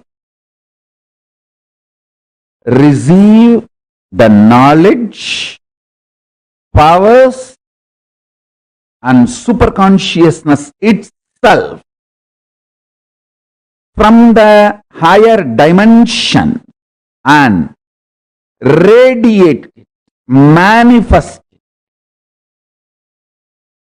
Work happened through this body is developing a powerful spiritual tool, mechanism, software, whatever word you want to use. I will use the word organism. That's the best word. A spiritual organism is developed. So the initiation can happen to all of you who are ready to receive. So now I am ready with the organism, spiritual organism, spiritual software, spiritual mechanism through which your DNA can open and create a wormhole, receive the knowledge, powers and superconsciousness of higher reality, Kailasa, what I call Kailasa, Paramashiva. You can now receive it and manifest it, radiate it in your life. Now I am ready with this whole mechanism, the whole organism. This is the work. It was happening through this body. Understand? Now, this is the greatest gift for the humanity. It is ready. In a very simple, easy, user-friendly way. Now, this is going to be shared with you all by the grace of Ganapati, Paramashiva, Parashakti, and all the beings of Kailasa, Mahā KAILΑSA, is manifesting here. The whole organism has happened in such a way, just by initiation, the human DNA can open up, create a wormhole, and receive the state of Paramashiva, space of Paramashiva, powers of Paramashiva, being of Paramashiva, superconsciousness of Paramashiva, and manifest Kailasa in every one of you, in every one of us. Listen, your DNA will become literally now portal for the other plane, higher dimension.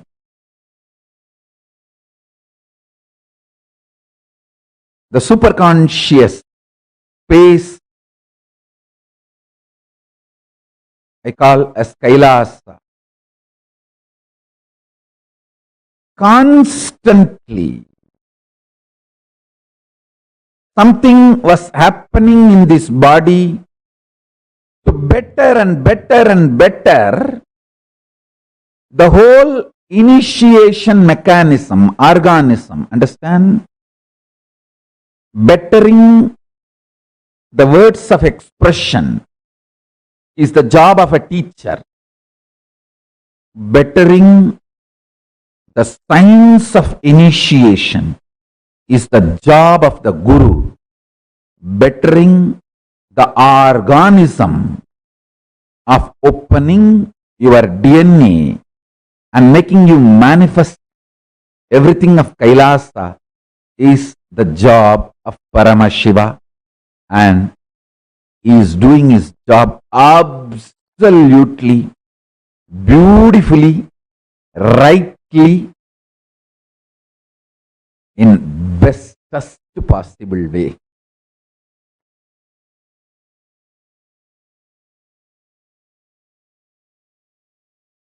Paramashiva's message directly from Sri Kailasa.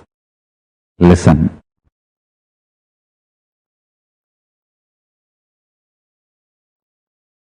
The fundamental cognitions are the principles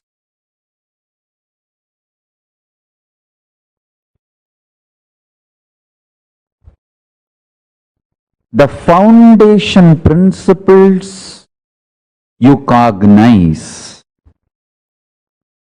decides whether you are going to build a materialistic ecosystem around you, so-called rational ecosystem around you, or an enlightened ecosystem around you. Please understand.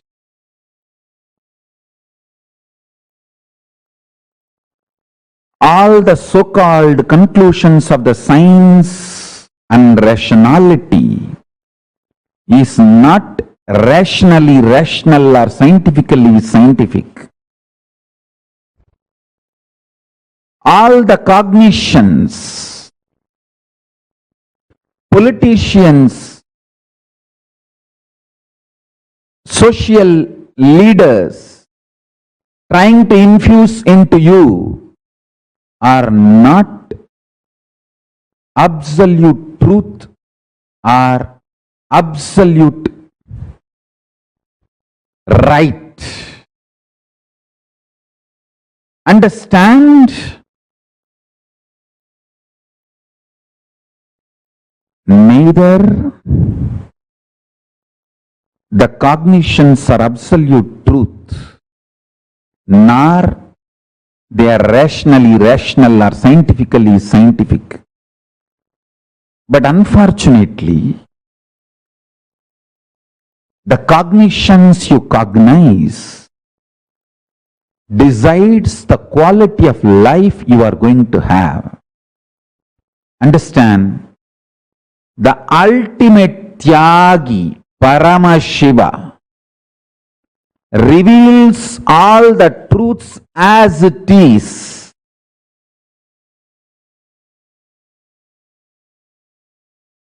See, I am trying to create the ecosystem where thousands of you will start understanding these truths I am teaching and practicing. For example, Los Angeles, San Jose, Toronto, Vancouver, Seattle, Ohio. I want hundreds of families to settle down around the temple. Houston. Not as commune, but as community. Not gated community. No exclusivity. Just like regular US citizens, as part of them, I don't want to say that only our people should be there all around the temple. No. Like lot of devotees have moved their houses around LA temple. Within the 10-mile radius of LA temple, too many of our devotees have moved. Like that, in the temple area, in that city, in 10-20 miles radius, at least few hundred devotees, few thousand Ananda Samajis settling down. Temple becomes ecosystem where day in and day out power manifestation science is taught.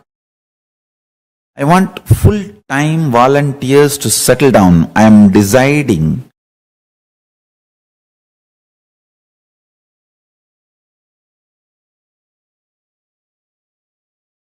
want to give this spiritual instruction. Take this as a spiritual guidance and instruction. All the temples all over the world start having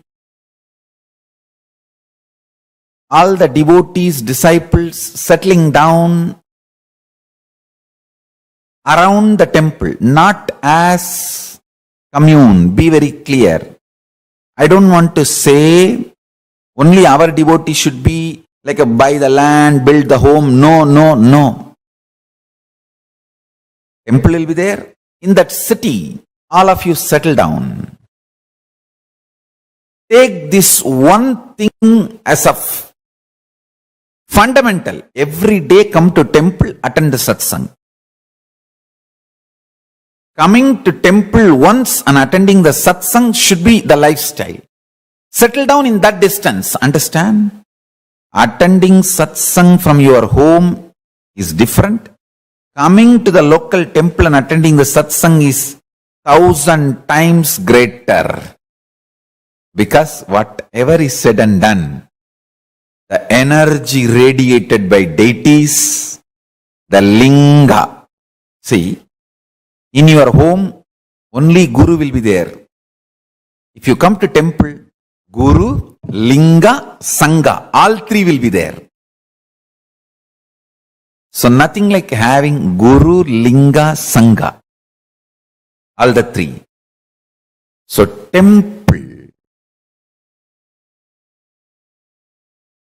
awakens a kind of a powerfulness and intensity and depth.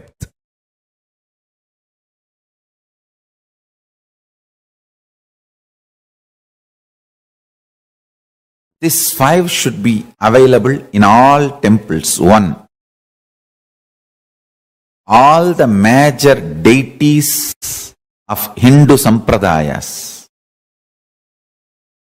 starting with Ganapati,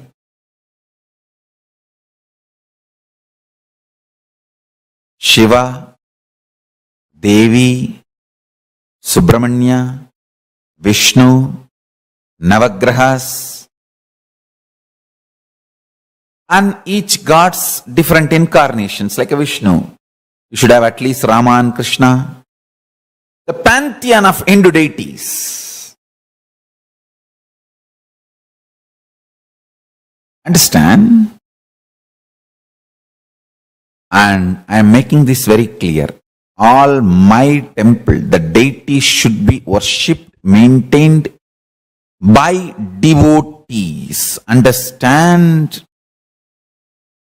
You touching the deity, maintaining, cooking food, offering nevedyam, doing abhishekam, something happens to you inside. Paramashiva starts manifesting inside you. I am not saying our ancient tradition of having the priests and running the temple is wrong. No. I am absolutely for it.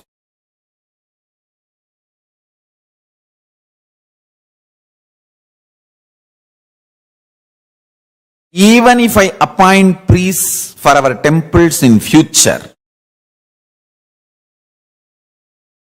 I will be more happy if devotees directly relate with the deities. They touch, do abhishekam, men, women, both. All community, all gender.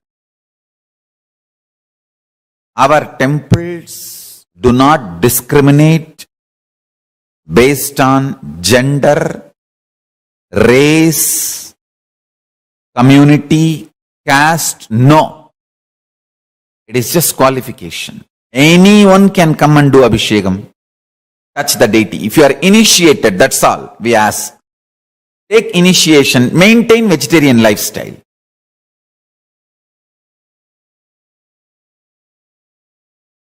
Even if we get priests in the future, maybe I will let the priest do the abhishekam one column, one time puja, and open the another one column puja for devotees and disciples. That is my vision, I tell you. When you touch the deities and do puja, abhishekam, alankaram, maintain, Paramashiva grows inside you. He manifests more and more inside you. The Guru Linga Sangha starts happening inside you.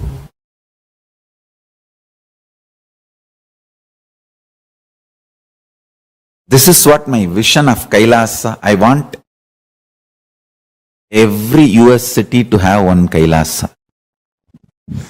Every US city to have one Kailasa. Especially if there are more than 10,000 Hindus. I should use the word Hindus because unfortunately we are looking at only Indians as Hindus. We forget the Hindus from South Africa, Hindus from Mauritius, Hindus from Fiji, Hindus from other parts of the world. Hindus from Nepal, Hindus from Pakistan, Hindus from Bangladesh, Hindus from Sri Lanka. We don't even remember them. Hindus from Malaysia. So our temple should be Hindus-centric, not Indian-centric, Hindu-centric.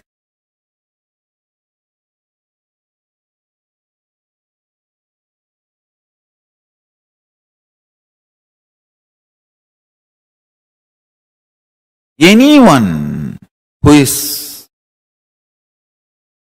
initiated can start practicing. Our temple should be more a place where practicing is done. Powerful practicing is done.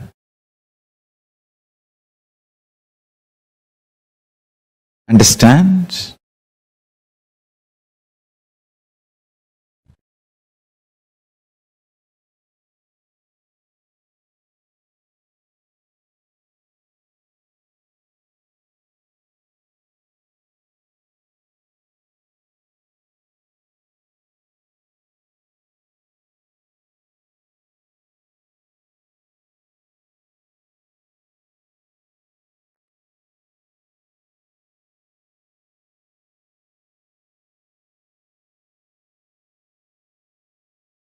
large number of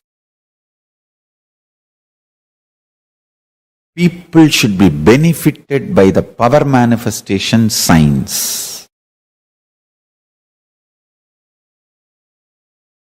Every day, power manifestation should go on in all our temples all over the world. Understand, the first component is all the deities of Hindu Sampradaya should be there, which will be maintained by devotees from any race, caste, community, anyone who takes initiation to live Hinduism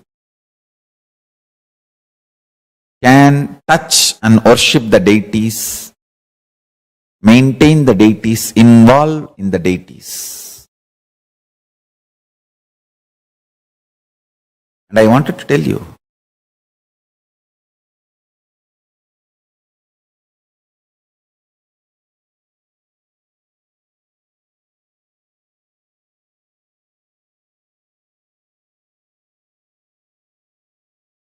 especially the deities we make are given birth properly as per Agama. So they become Archavatara. We are masters in this field.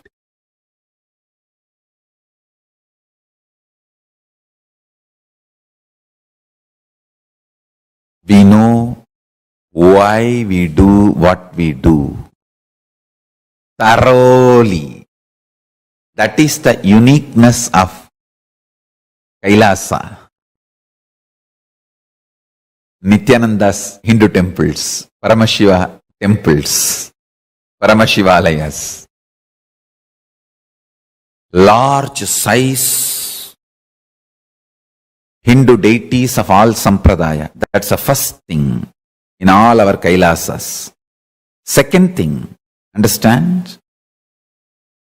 Every day, power manifestation science should be taught by committed celibate sannyasis.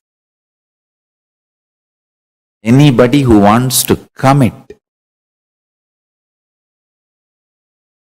and take this sannyas life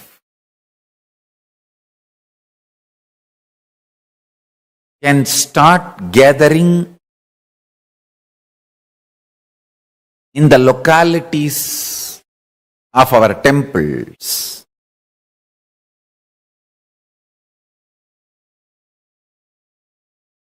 And start staying, start practicing. We will call them as apat sannyasis or even krama brahmacharis. It is like an under training. They take it up, they commit, they can be there as long as they want to continue in that path. Understand? I am announcing some of the new most important spiritual policies.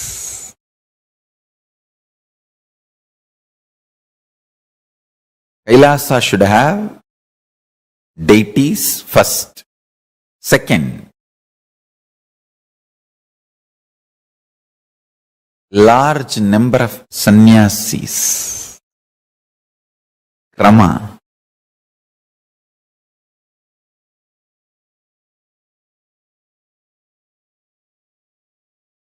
Krama brahmacharis who want to take up this lifestyle and maintain the temple, maintain the Kailasa ecosystem, who start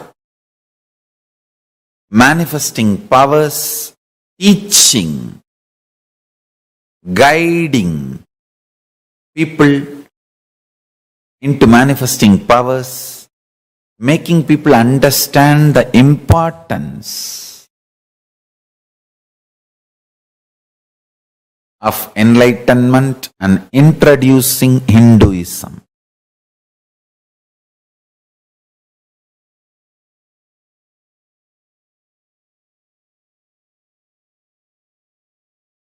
Understand? The whole ecosystem necessary for this. We should start focusing and manifesting it in every city where at least 10,000 Hindus are living. And a large library. Still Hinduism is in books. It has not yet come to the digital world. Still Hinduism is living in books, especially in home libraries. Still we have not left the habit of reading books and learning Hinduism. So, as long as that reading books and learning Hinduism is there for Hindus, we should keep a huge library.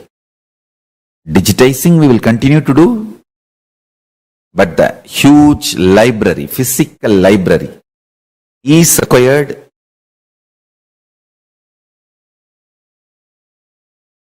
Library with the ambience maintained by the Bansan and Noble. How they have a very happy ambience for people to hang out, read. You can sip a cup of coffee and hang out with your friends. That kind of an ambience, library. And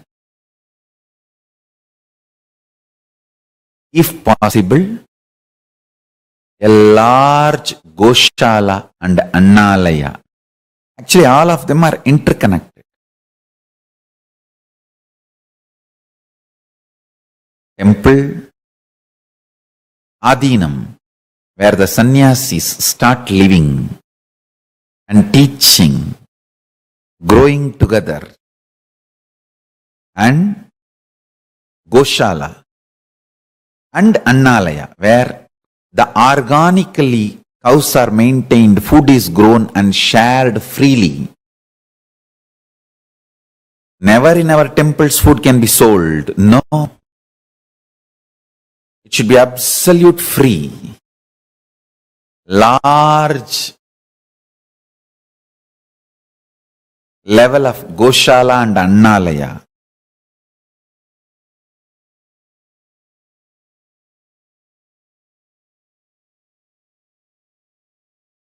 Temple with large size deities, power manifestation, science, and enlightenment science taught by committed large number of sannyasis day in and day out.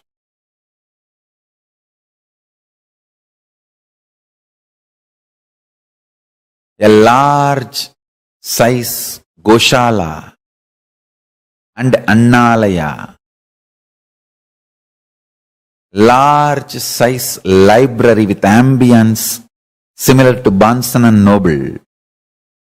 Fifth, last but not least, at least few thousand families of devotees settled around the temple. This is a complete Kailasa ecosystem. So, anybody comes there, whether 7-year-old kid or 70-year-old man, he is given everything related to Hinduism, and Hinduism becomes just such a happy living lifestyle.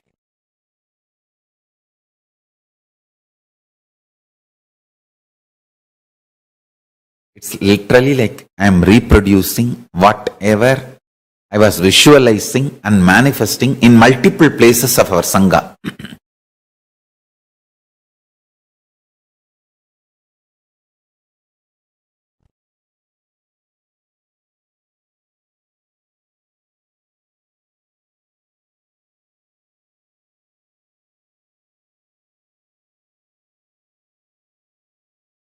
N pregnancy to Antyeshti. Everything, all the kriyas. With the knowledge should be done. with the absolute Veda agamic knowledge. From end pregnancy to graceful exit, everything should be done.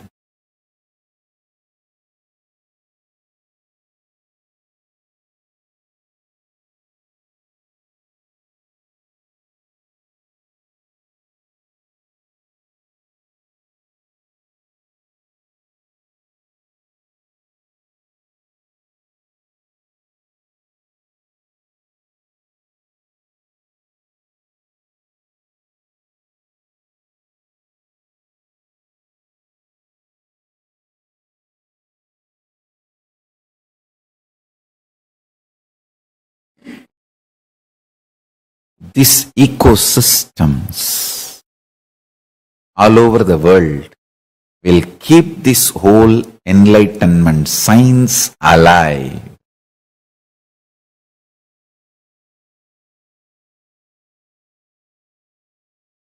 Sri Kailasa alive.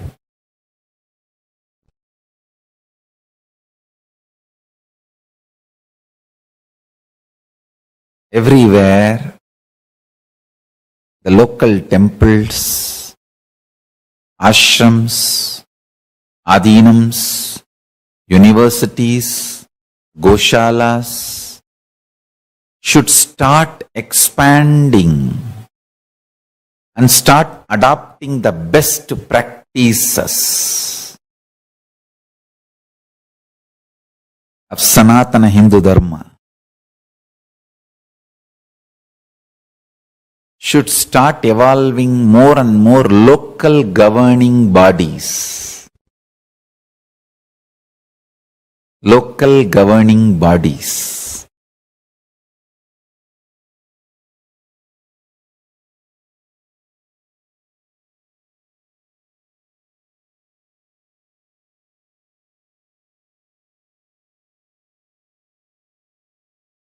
Understand, end of the day, life is all about making the world better place.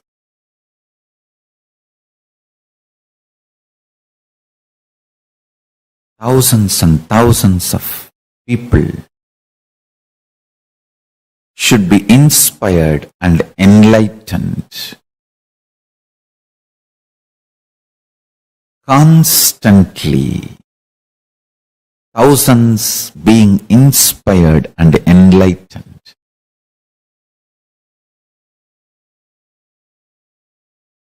Helping, evolving, living, guiding, radiating the state, space, powers, superconsciousness of Paramashiva.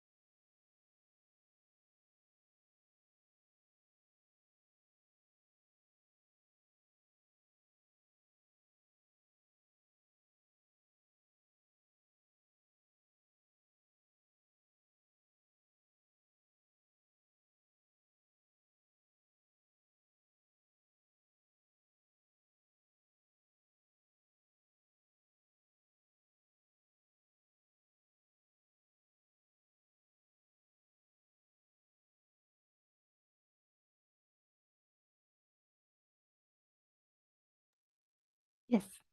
Swamiji revealed one of the most beautiful, important truths for all of us to understand.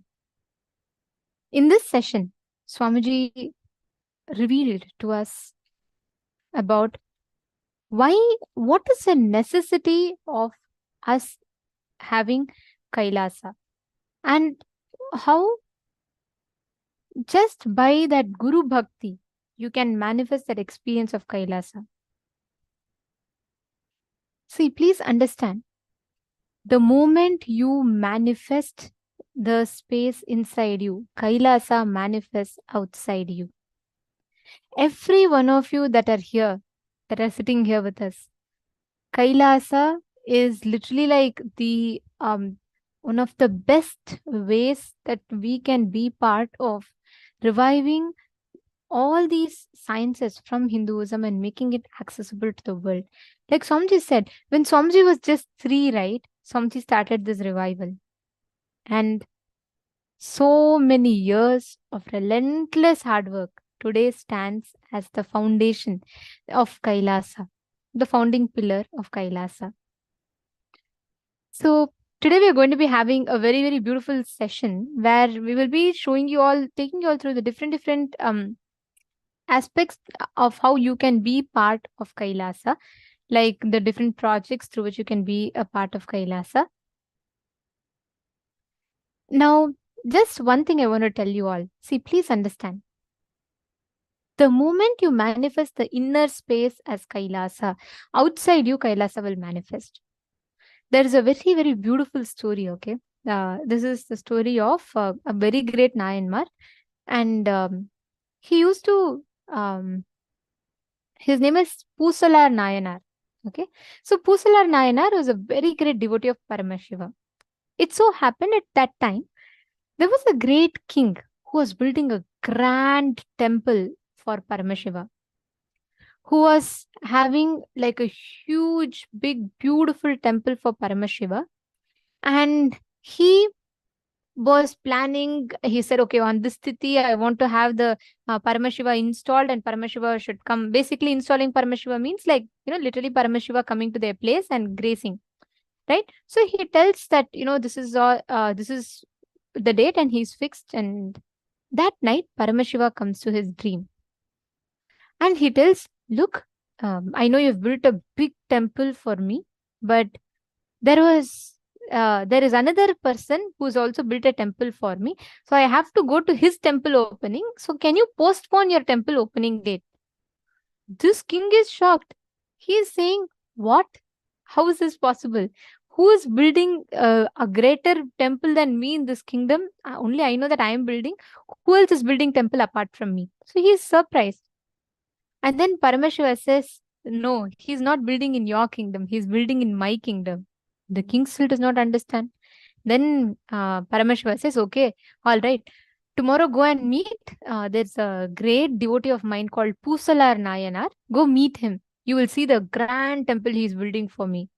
This king is visualizing how big the temple might be. Paramashiva himself is coming and telling that, he's building the temple for me. He's so curious to see. He's visualizing it will be like so big, it'll be so vast, and it'll be huge. And he's like, how have I never heard about this? He's trying to find out from others. Have you ever heard? Nobody has ever heard about this temple. But Paramashiva tells him in his dream. Then he's like, oh God, how is this possible? Then the next day morning, the king, along with his whole paraphernalia, he goes to meet Pusalar Nayanar. He says, come on, take all the best things that we have. Take everything, whatever we have. And let us go and let us offer to Paramashiva. I'm very eager to see this temple. So he takes his whole paraphernalia, and tens and thousands of people go in search of Pusalar Nayanar. And they find in a small gully, in a small house, outside his house, Pusalar Nayanar is sitting and meditating. And the king is shocked. He says, this exact location Paramashiva told that there is temple, but there is no temple here. It's just a hut. Where is the big temple? Where is all the paraphernalia that I got for Paramashiva told he himself is coming for this inauguration of the temple? He's so shocked. He asks Pusalar Nayanar. So beautifully Pusalar Nayanar tells, The only thing he does every morning, he will get up, shower, finish all his Acharya Anushtana, he finishes all the puja, everything, and he comes and sits down. He will close his eyes and he will visualize that, he'll visualize a temple. He will visualize it so detailedly, like every carving of the temple pillar, the way the pathway should be, everything he'll visualize to such detail in his inner space. In his inner space, the Chidambara, he would have built a temple.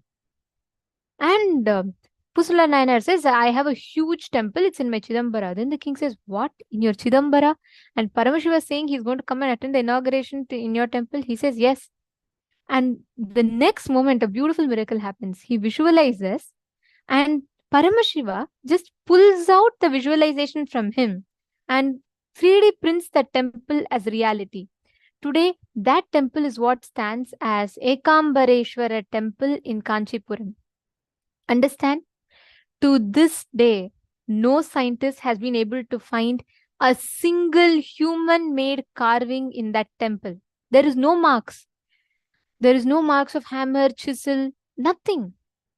Scientists are not able to find that type of a stone. They're not able to find any carving which is human-made in that. Of course, it is not human-made. It directly came from the inner space of Pusala Nayanar and got 3D printed as reality.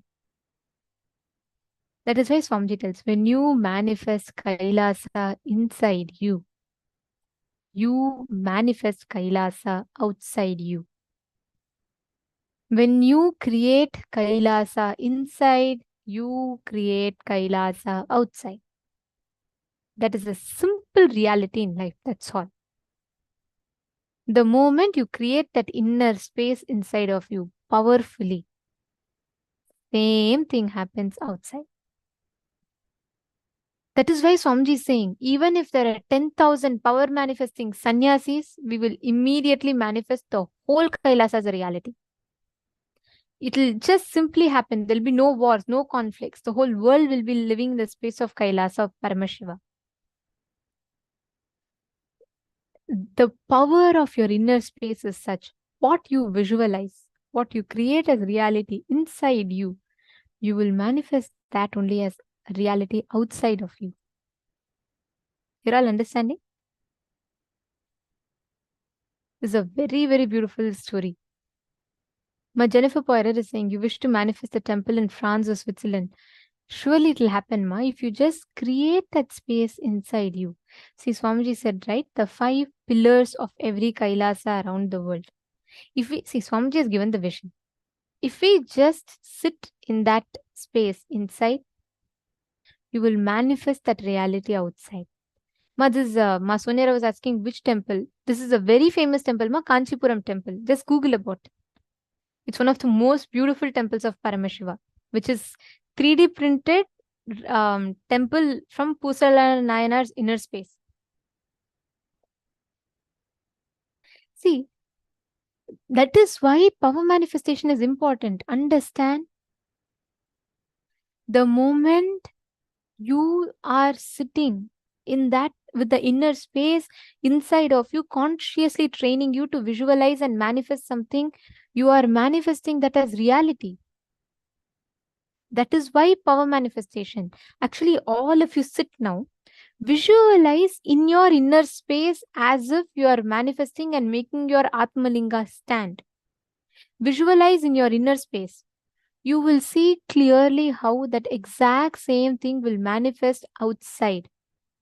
You will simply be able to manifest the deity standing on your palm, the Atmalinga standing on your palm.